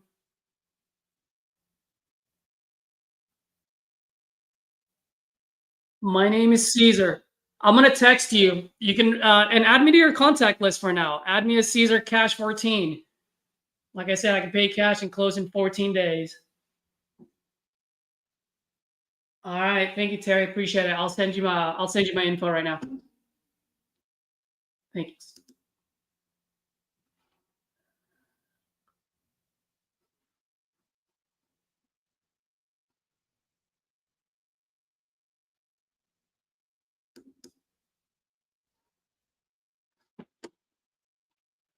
Let's see notes.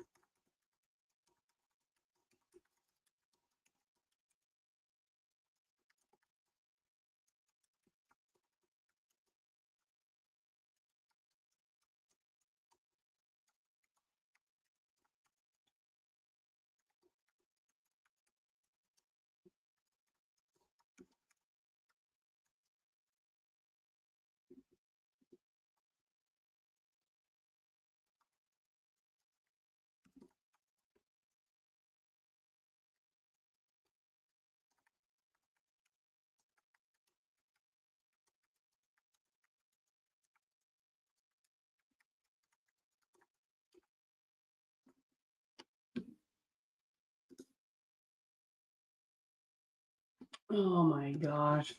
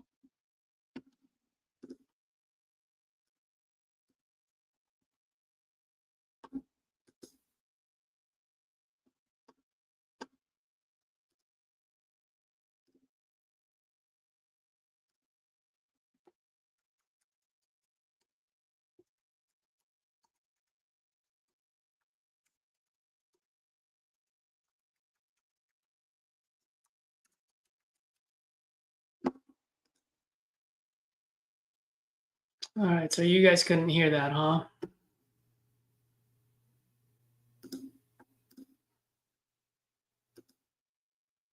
That's good to know.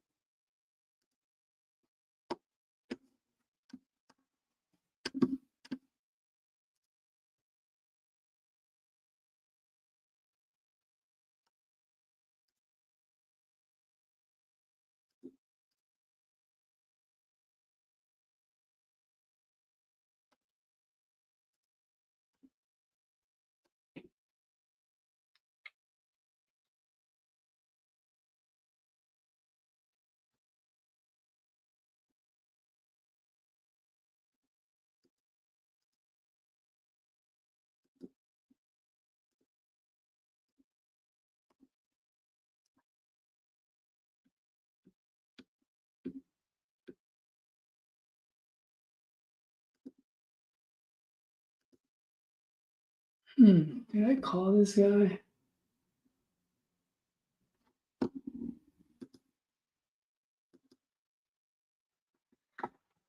All right.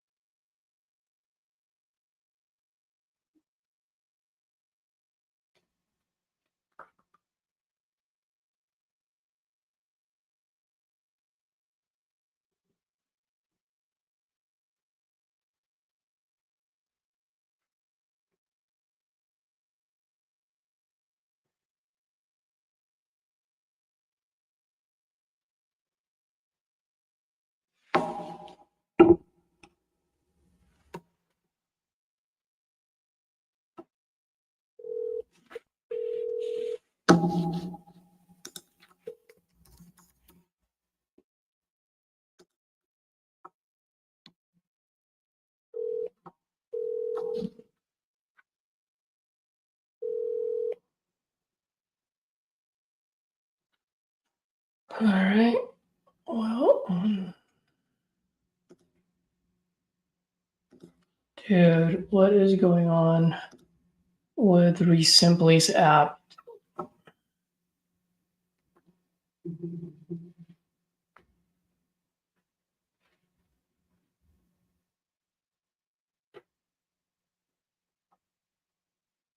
So I need to filter everything that is.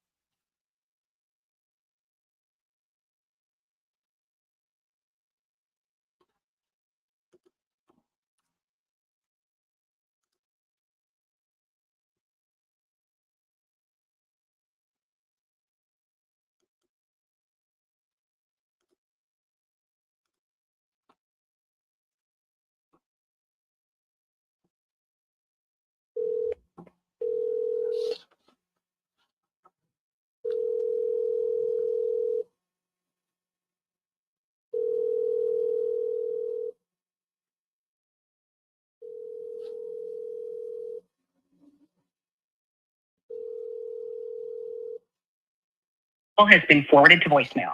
The person you're trying to reach is not available. At the tone, please.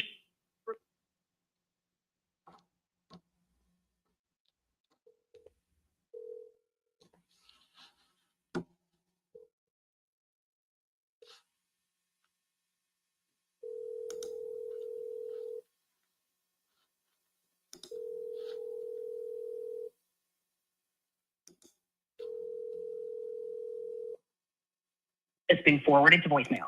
The person you're trying to reach is not available. At the tone, please record your message. When you have finished recording, you may hang up.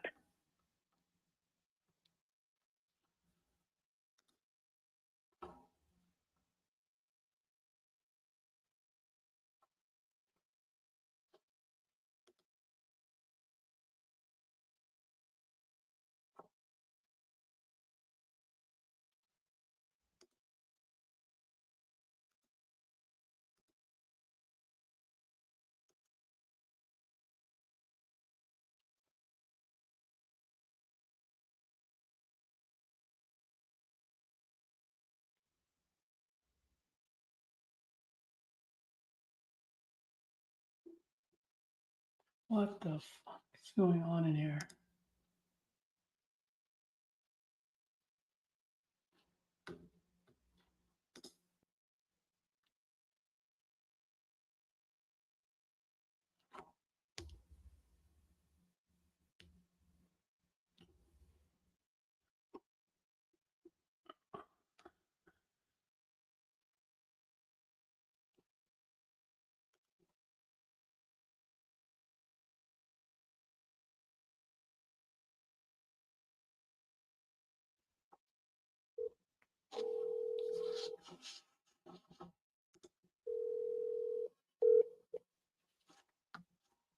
Please leave your message for.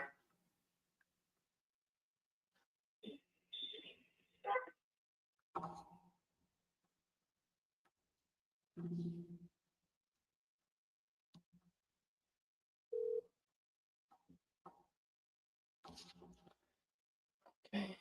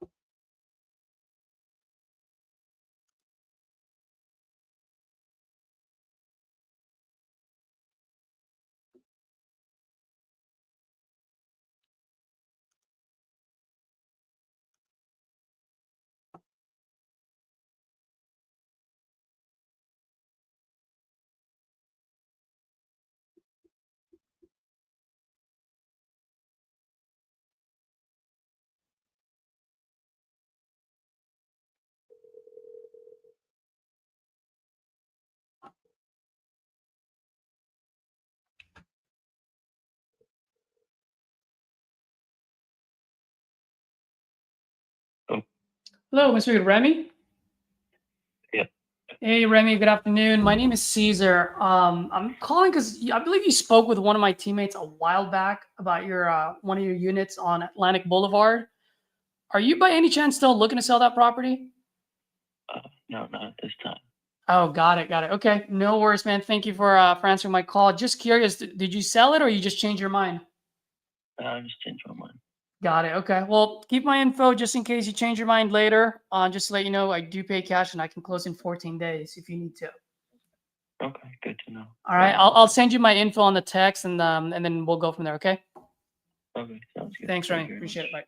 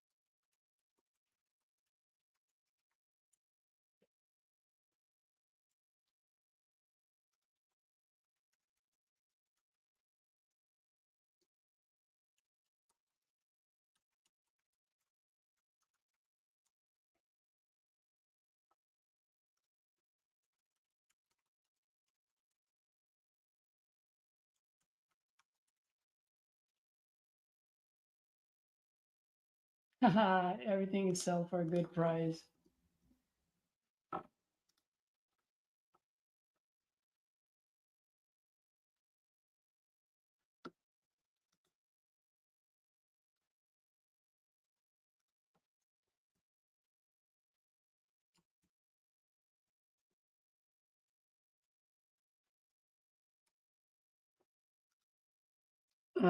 Audi, how you doing, buddy? You're having a bad month, taking a break and resetting. Well, it happens. I am personally having a bad month too, which I expected because breaking up from my group, I had to take time to set everything up. That being said, when I say take time, what I mean by that is there, as you know, there's a time lag in this business, right? You lock up a deal, you don't get paid for it for another 30 days and so forth and so forth. So that's what I mean by taking the time to set it, but not necessarily resetting. I actually want to get your opinion. What do you mean by resetting? And it's never a bad idea to take a little bit of break, you know? So let me know what you meant by that.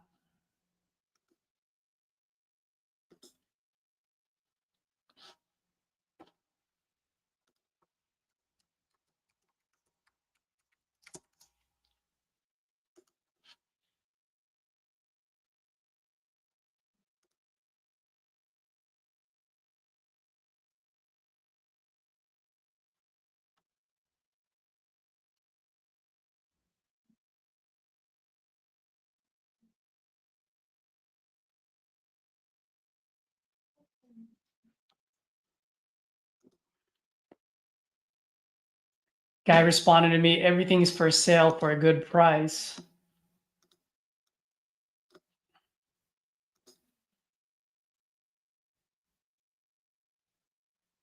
So I'm going to say, damn right.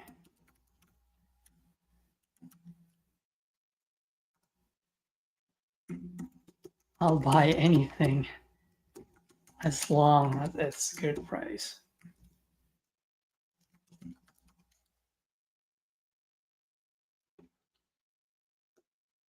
I'll just put just like you.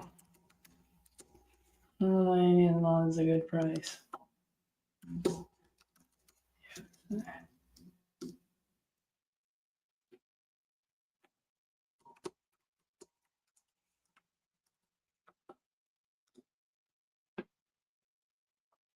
Let's see what he says. Gowdy, found yourself trying to make everything a deal. Hey man, we're all guilty of that. There are definitely times when I've done that myself, and there are times when I still do it from time to time. So it's good to know that. And if you need to take a break, by all means, you know yourself better than anyone else. So you got to listen to your psyche and your body. That said, knowing it is half the battle. So it's good that you know, and you just have to adjust, right? It's a numbers game. So easier said than done, but we just got to keep at it.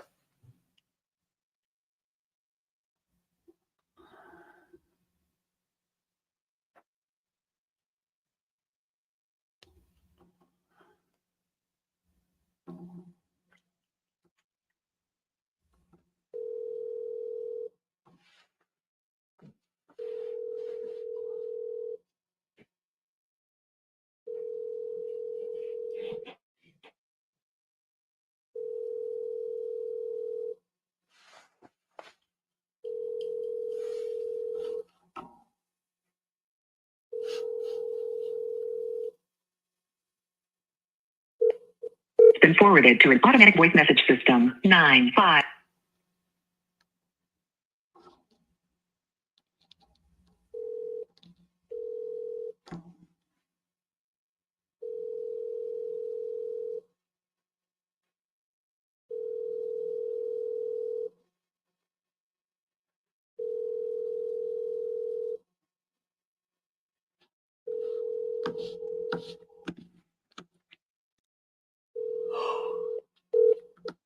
To an automatic voice message system. 95677. One is not available. At the tone, please record your message. When you have finished recording, you may hang up or press 1 for more options. Hey, Mark. Good afternoon. Caesar here. You spoke with one of my teammates a while back about your property out in Loretto. Just wanted to check if you're still looking to sell that property. If you are, I am looking to buy in that neighborhood. If not, totally cool, man. Shoot me a quick text, a little thumb down, just so that I know not to bother. All right. Thanks, Mark. Appreciate it.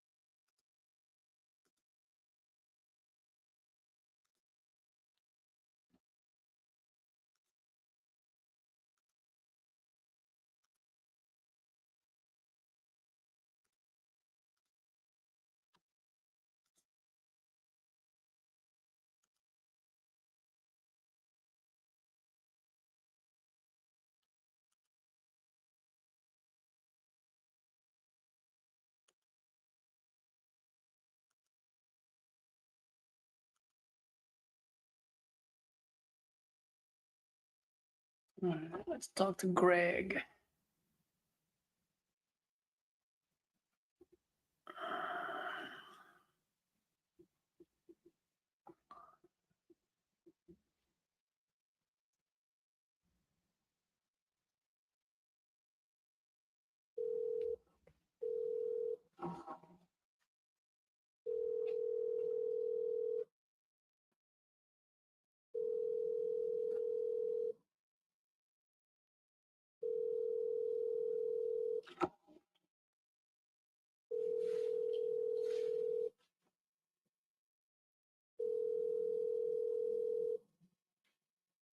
Call has been forwarded to an automatic voice message system. 8.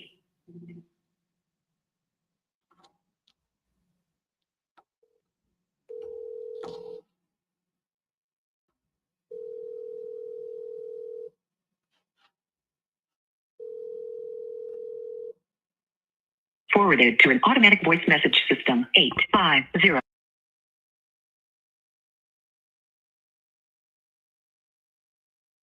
Please record your message.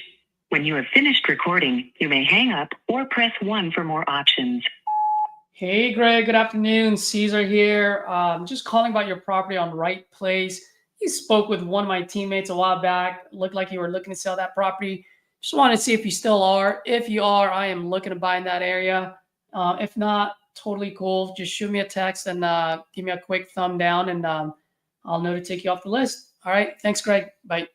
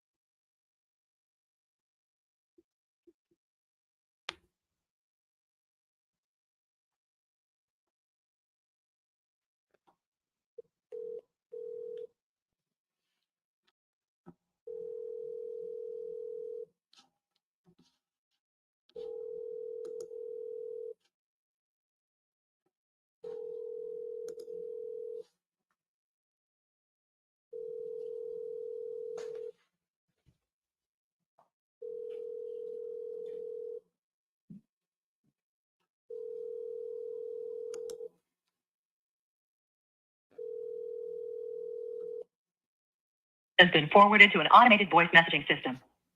9312.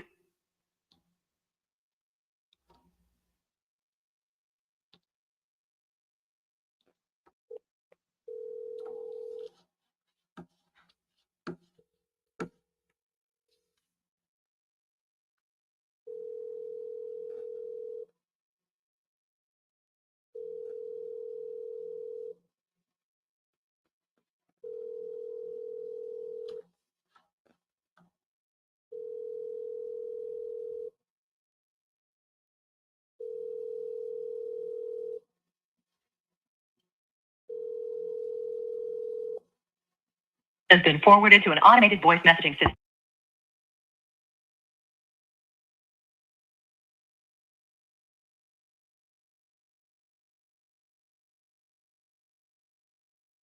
Please record your message. When you've finished recording, you may hang up or press 1 for more options. Hi, Randy. Good afternoon. Caesar here. I'm calling about your property on 5th Street.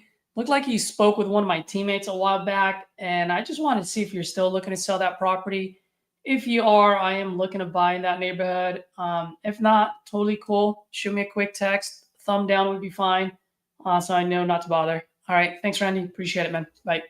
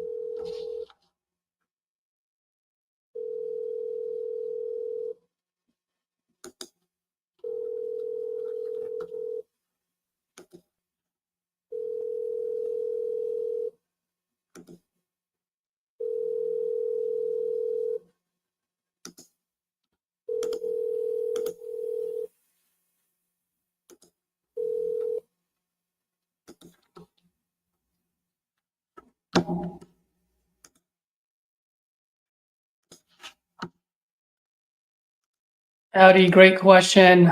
Best way to find a dispo person without giving up 50%. 1, do it yourself. 2, hire it internally. So that way you give a smaller percentage. It's the only way, really. Are you doing Florida and Texas? If you are, I do have a team that I use. They are really good. They move fast. These are the guys that I like to use in those areas. And they do, I believe, either 30 or 40%. So 60 to 70% favor in your favor. And the reason why I like them is because they move fast and they do communicate with you on what's going on. So that way you can adjust and maneuver to do a renegotiation if need be. Great guys, man. You can follow them. You can look for them on Facebook.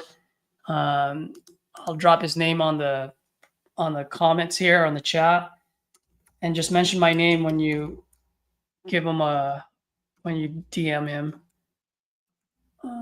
It's not like I get anything out of it, but just let him know that I forwarded your information. No, not forwarded.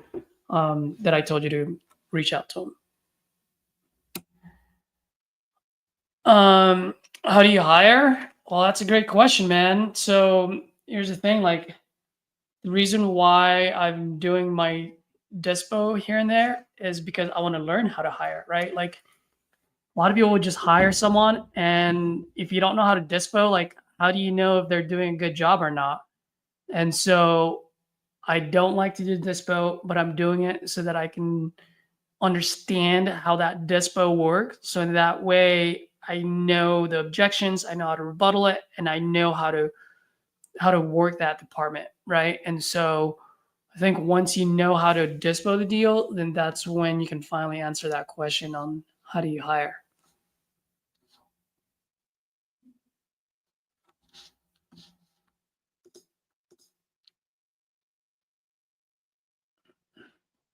All right, guys, this is going to be my last call for the day, at least on YouTube. I will continue to make calls because I only have one contract signed so far.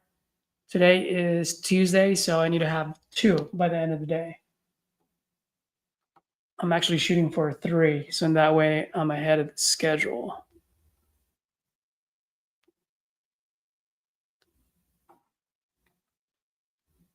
I'm going to take a little break and I'm going to get back to dialing for the rest of the day.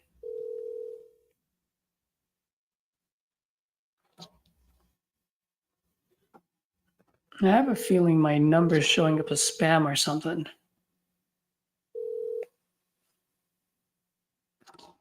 Oh.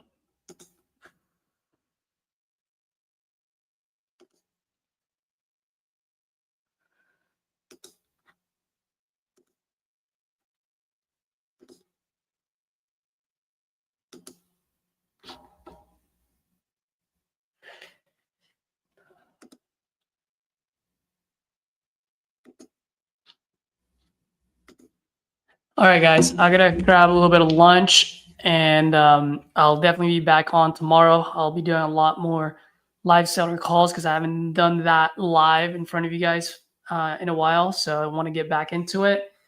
If you found any value to this, and if you got any key takeaways, leave it in the comment. Smash that like button, and if you haven't done so, subscribe. And as I mentioned, and as up on my banner, we're here to grow together and inspire each other. So let's make that happen. Am I still looking for dispo help, William? Heck yeah, dude. Are you gonna be my dispo guy? Do you want to do the dispo? Let me know, man. Shoot me a DM. Let me know. All right, guys, I am out of here. I believe RJ is having his live right now in the next few minutes. I think it'll be a good one. I think it has something to do with, is your deal a good deal or not? Audi, I know you mentioned something earlier, so that might be a good one for you. Oh, look, I'm getting a phone call right now. Let's see if we can lock this one up. Good afternoon, this is Caesar.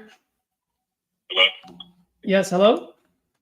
Yeah, somebody had called me about selling my house. Said we had talked once before. Yeah. What's your name, sir? Victor Craig. Victor. How you doing today, Victor? I'm doing great, man. Thank you for calling me back. This is the one on Beacon Avenue, right? Yes. Got it. Got you. Perfect. Well, thank you for calling. And looks like you're still looking to sell. So how much are you looking to get for it? I was trying to get about 10 grand for it. 10? Yeah. I mean, it's a fixer upper. I mean, it needs a little bit of work. It's like 2 units on one property. Well, actually, like 3. It's like two houses and then a 1-car garage on the property. Got it. Okay. And is this vacant? Yeah, it's vacant. Got it. How long has it been vacant for? I mean, according to records, I mean, since I bought it in 16 and I've never lived in it, nobody's ever lived in it. So according to records, it would be vacant. But I mean, I've owned it for years and kept it boarded up and, cleaned it up and just kind of fixed a few things around on it. Got it. Okay. So you bought it, what, 2016? Is that you said? 8 years ago? Yeah. Got it. Okay. When you bought it, I mean, if you don't mind me asking, did you buy it to rent it out? Did you buy it to like fix and flip it? What was your goal? If you don't mind me asking? I bought it to use it myself. Oh, okay.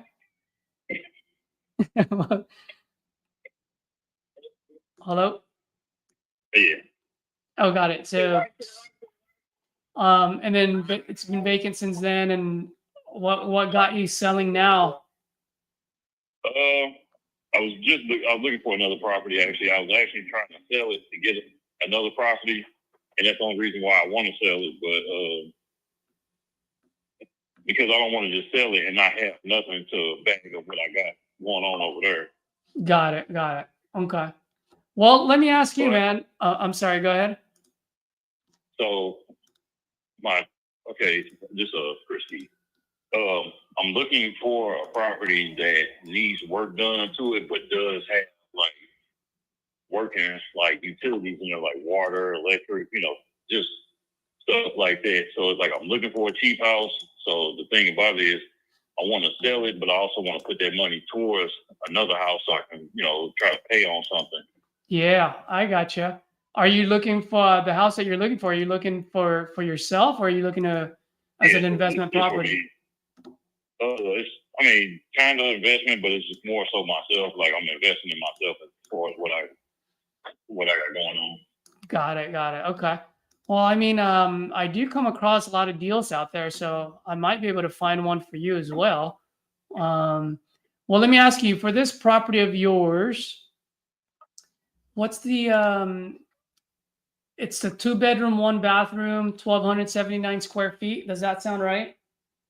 Yeah. Okay, got it. And then just curious, if I were to buy that to fix it myself, how much do you think I can put it on the market for after I get it caught up to date?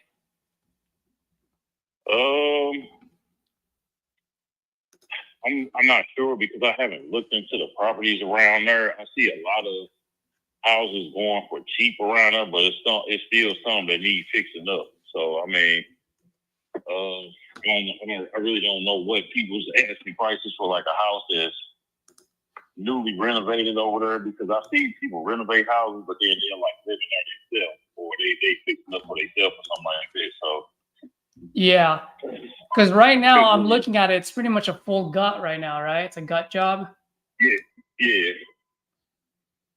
Yeah, So I it's mean, like, and the thing about it is I've already like cleaned it out to the point to where you don't have to go over there with a dumpster and clean it out or do none of that. You can actually go in there and start like getting at it and start working on it.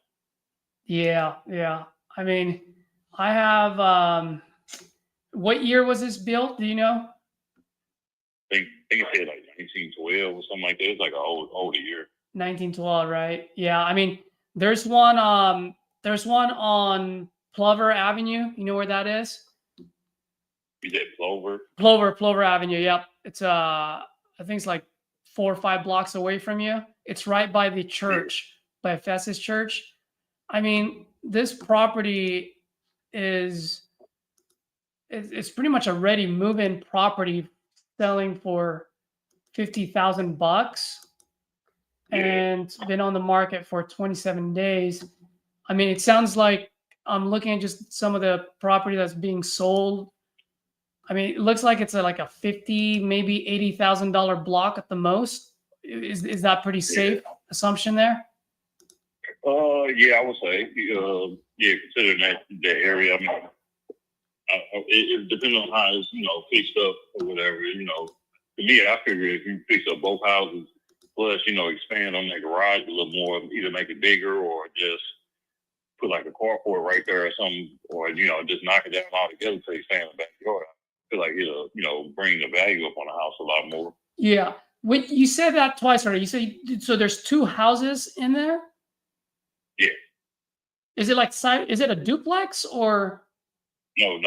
It's one house in the front. There's 2 bedrooms, basement with it, and then you got another house off to the backside. It's like a studio style house where like the front living room is just basically the main room, and then you got a bathroom, you got a small kitchen, and then you got steps that actually go down to a basement. Oh, what's the square footage on that one? Well, I don't know, because the people that sold me the house, they didn't even know it had a basement with it. They just knew, they thought it was just a concrete slab back there with a house on top of it. And then once I seen it, I'm like, well, I don't know how big it is. I mean, it's almost like not too far off from the front house. I would say maybe 900 square feet in the back or something like that. Yeah. Okay. Now, just curious, man. Do you know how much do you think it's going to cost me to get it caught up to date, both of them? Honestly, it depends on who you deal with. Because I mean, if you go with a company, yeah, you probably want to spend every bit of like maybe. Somebody told me once. They told me they said probably 20,000 to get the front house together all the way. 20,000. Yeah, now the back house, I'm not sure because I mean, it's a lot smaller. Yeah. I just found another property. You're gonna know this one. This one's just down the street from you guys on Genevieve Avenue. I think Genevieve is just one block over. Yeah. It just sold on, oh man, the day before my birthday, February 18th. So last week. It's a 2-bedroom, 1-bathroom, 1,250 square feet. So yours is 1,279. So it's practically the same. And this one was built in 1953. So what, 40 years newer than yours? And it only sold for 65,000. I mean, let me ask you, man, from an investor and another investor, do you have any wiggle room on that 10 at all? I mean, maybe. I would. I will. You know, the offer. If the option. I mean, if the offer is like serious, yeah. I mean, but I mean, that's kind of what I started with. I mean, if somebody come close to it, yeah. I mean, that's all I can do is just accept it, or if it's close enough.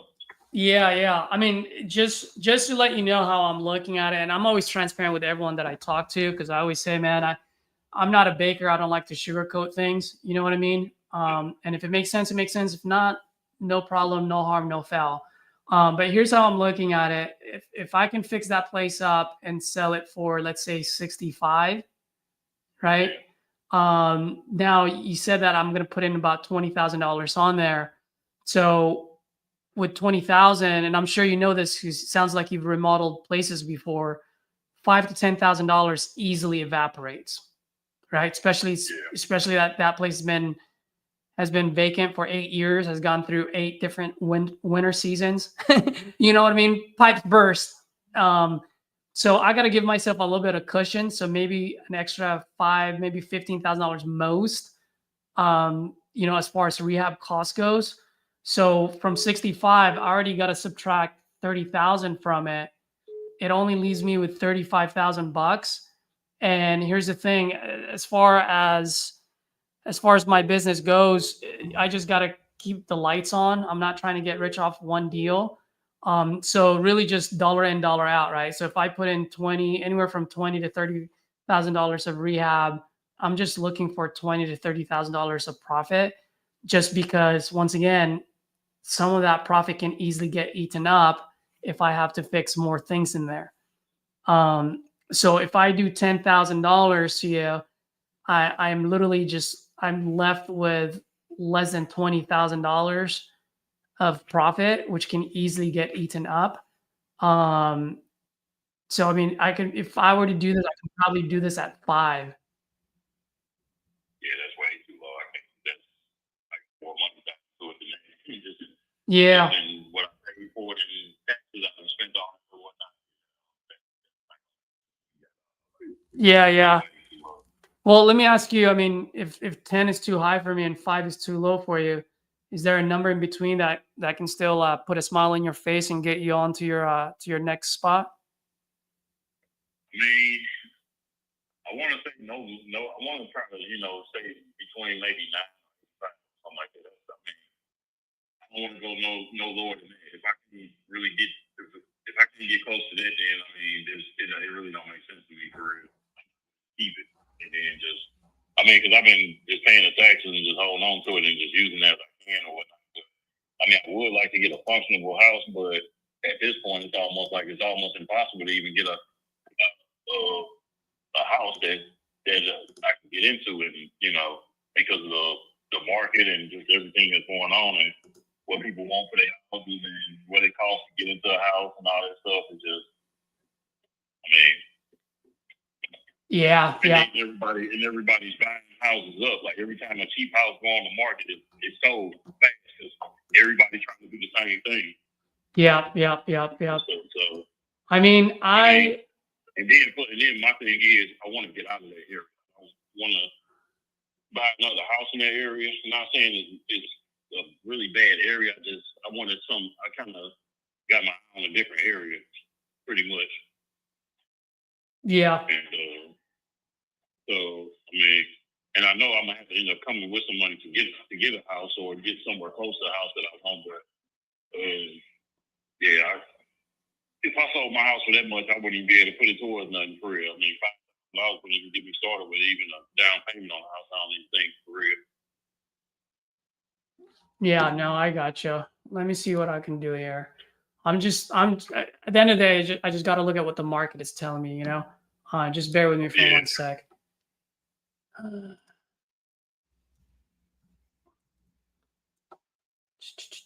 was actually pretty. I mean, can you do 7? Yeah, so okay, so the thing about it is if I was to take a offer, what do you have anything in the market of 63136 area? 6316. 63136, like Riverview area, Riverview 270 area. Yeah. Yeah. Well, as of right now, I personally don't have any in my pipeline. The good news though is that I do work with a lot of local investors in that area, and I'm actually part of a pretty big community, so I can easily find you one. I mean, what I can do is, if you're okay with that price point, we can get in an agreement, and then I can just put like 7,000 contingent that I find you another place. You know what I mean? And then that way I can go to work for you both on buying that property and finding you another one that you can go and fix yourself. Yeah, see, that's what type of. See, I want to like the money that I get from my house. I don't really want it in my hand. I want it towards another property. Like I want that to be my down payment, and then I get closing costs or whatever, and then something around 50,000-60,000 that I can just a low mortgage on. That's what I'm going for. Yeah. No, I completely understand. I mean, shoot, man, there are times when I talk to folks and, you know, like they'll be the bank instead of you having to go get pre-approved. If I can talk them into saying, hey, I have a guy that's willing to give you, you know, $5,000-7,000 down payment, and then he'll just pay you every month moving forward. I mean, is that something that would work for you? Yeah, that's exactly what I'm looking for. Okay. All right. So why don't I do this, man? If you're open to it, what I'll do is I'm more than happy to send you an agreement for 7,000, and then I'll put on the special terms. I'll put contingent that I find you another place, and then just give me 30 days to do both. Usually I do 14 days, but since I got to do the other side, give me 30 days, and I can see if I can make that happen for you. How does that sound? Yeah, just I guess I'm in the paperwork and I can do it and see what we come up with. Okay. What's your email address?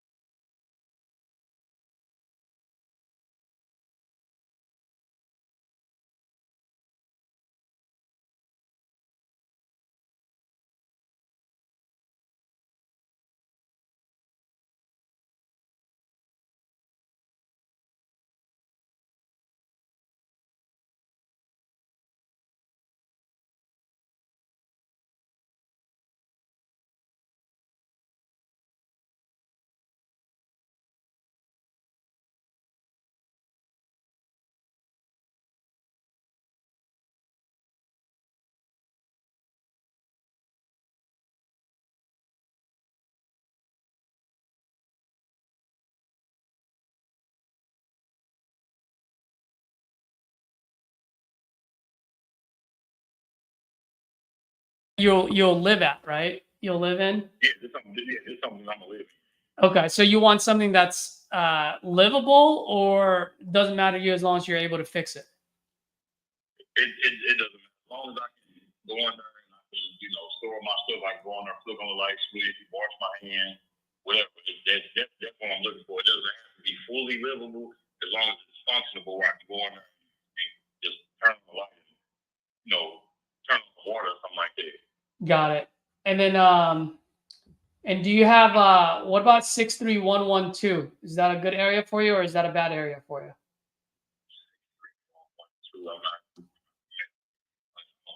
What's like the main cross street? Yeah, let me double check for you right now. Give me a second. So it is it's right by the 180 Goodfellow Boulevard. It's between Goodfellow and Hamilton, right off of the 180. It's between 180 and 115. Yeah, that's like St. Charles Road. It's by Barrett Brothers Park. Yeah.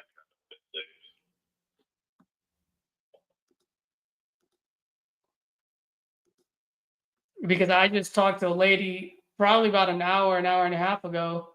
She's got a fourplex there. I don't know if that's what I want to do, because that's a great opportunity for you to rent out the other 3 units. I've seen people that deal with them, and that's just something I've never been. I don't know why, because I've never been interested in that. People that fix them up and bring them out to people, but me myself, That's not your style. I got you. I've always lived in a house, so it's just like anything with somebody too close, I'm like too many vehicles and too much things in my life which were like land, and that's always what I want to go for. Yeah, no, absolutely. I completely understand, man. I just asked because I literally just got off the phone with her about an hour and a half ago. I do have some friends and investors that are looking for properties like this, or family flats, things like that. For somebody trying to live. Yeah. I got a friend that's right now. He's up a two-family flat that he just purchased, and I think he got another like a little apartment duplex or something he got that he was working on and stuff. I'm pretty sure he'll be interested in another one if the price is right. Yeah, absolutely. Well, that's the thing. I'm trying to get her the right price mode. I think once I do, you'll be the first one I call and see if you can hook it up with one of your buddies, and then I'll give you I'll cut you a piece if it hits the finish line. You know what I mean? Yeah. So I'll send over this agreement to you. It's only 2.5 pages. And then I do need a couple of things from you though. Quick question for you. One, would you be able to get me some pictures of the property? Yeah, I might be able to get them today and just email them to you. Because that's what I work on hard, so I'm kind of moving around right now. Oh, nice. But yeah, if I get a chance to go back today, first thing in the morning during the day. Yeah, that's totally fine, man. As long as you can get it to me in the next day or two, that would be great. So in that way, before I send my contractors out there, at least I know what I'm looking at and they know what to look for. You know what I mean? Okay. Also, just another thing too. How's access like? Can we put a lockbox on there? Yeah. Just put a new door on. Put a new lock on the back door, but the front door has the lock. The front door, so I can use the lock key on that. But both doors. It's just the front door I don't have a key to actually come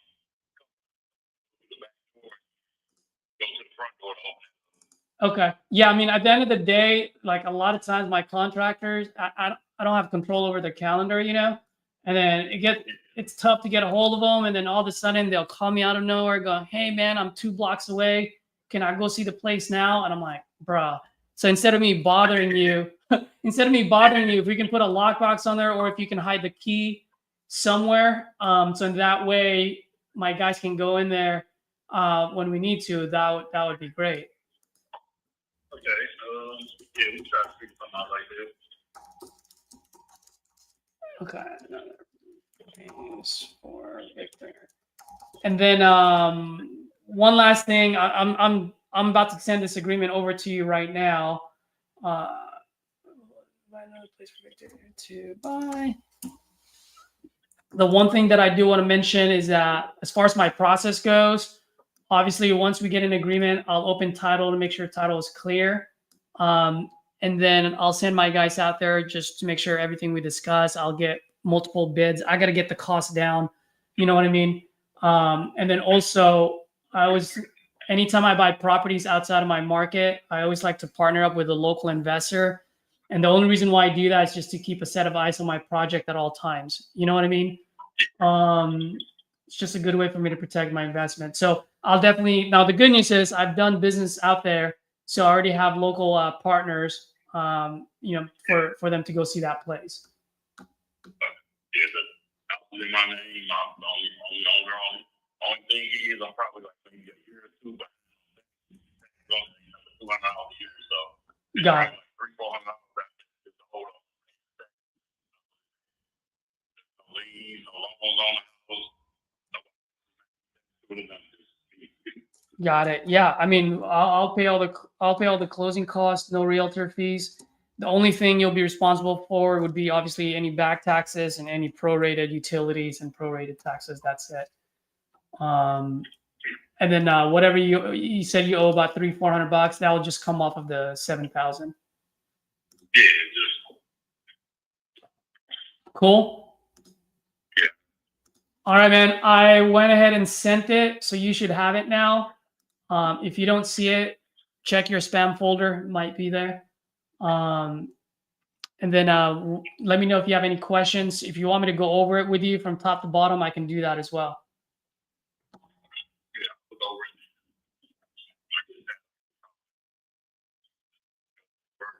it. Absolutely. All right, Victor. Great talking to you, man. We'll I'll talk to you more if I don't see the contract back from you. All right, thanks, man. All right.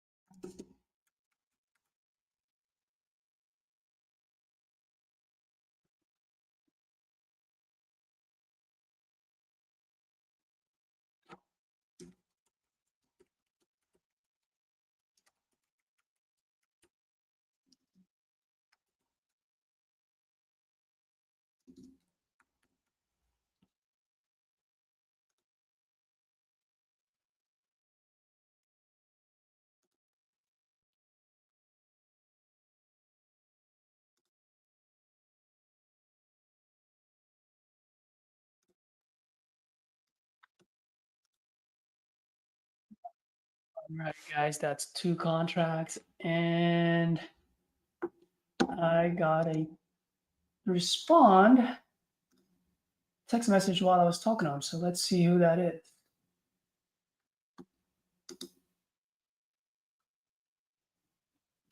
Is it Daniel?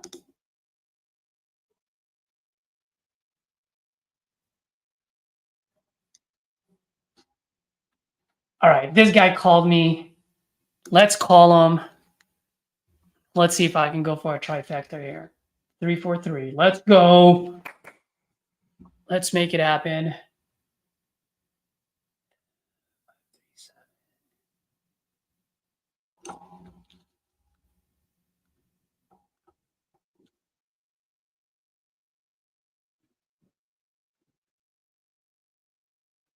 That guy bought that property for 5,000. So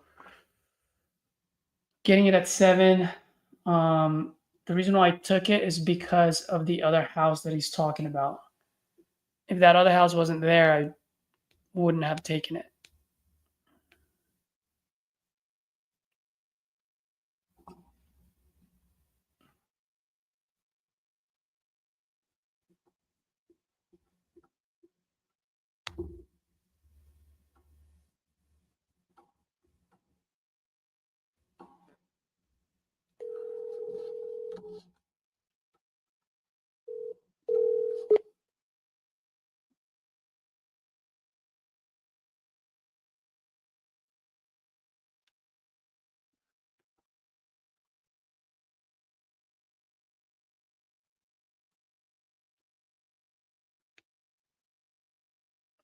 Oh my gosh, what happened here?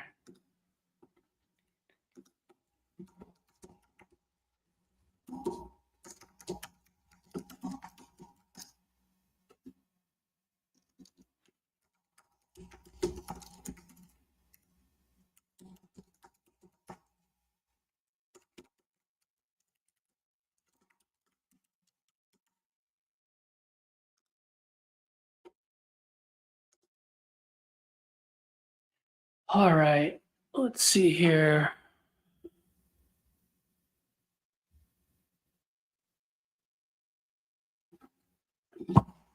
Let's talk.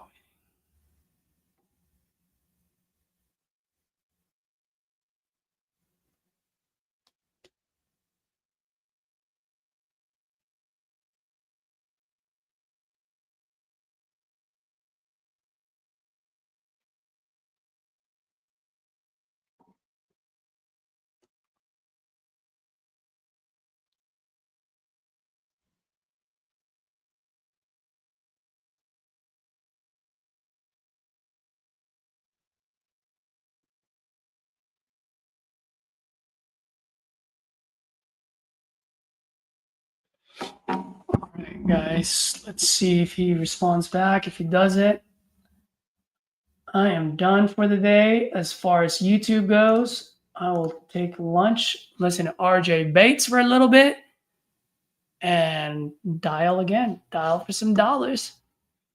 Cool.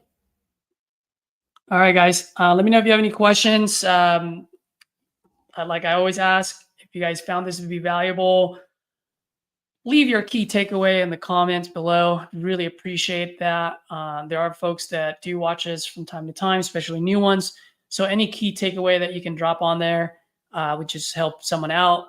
And then also, if you have any questions, let me know. If there's anything that you want to see that I haven't done yet, let me know as well. More than happy to provide you guys the content that you guys need.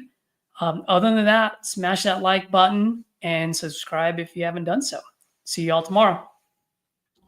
Peace.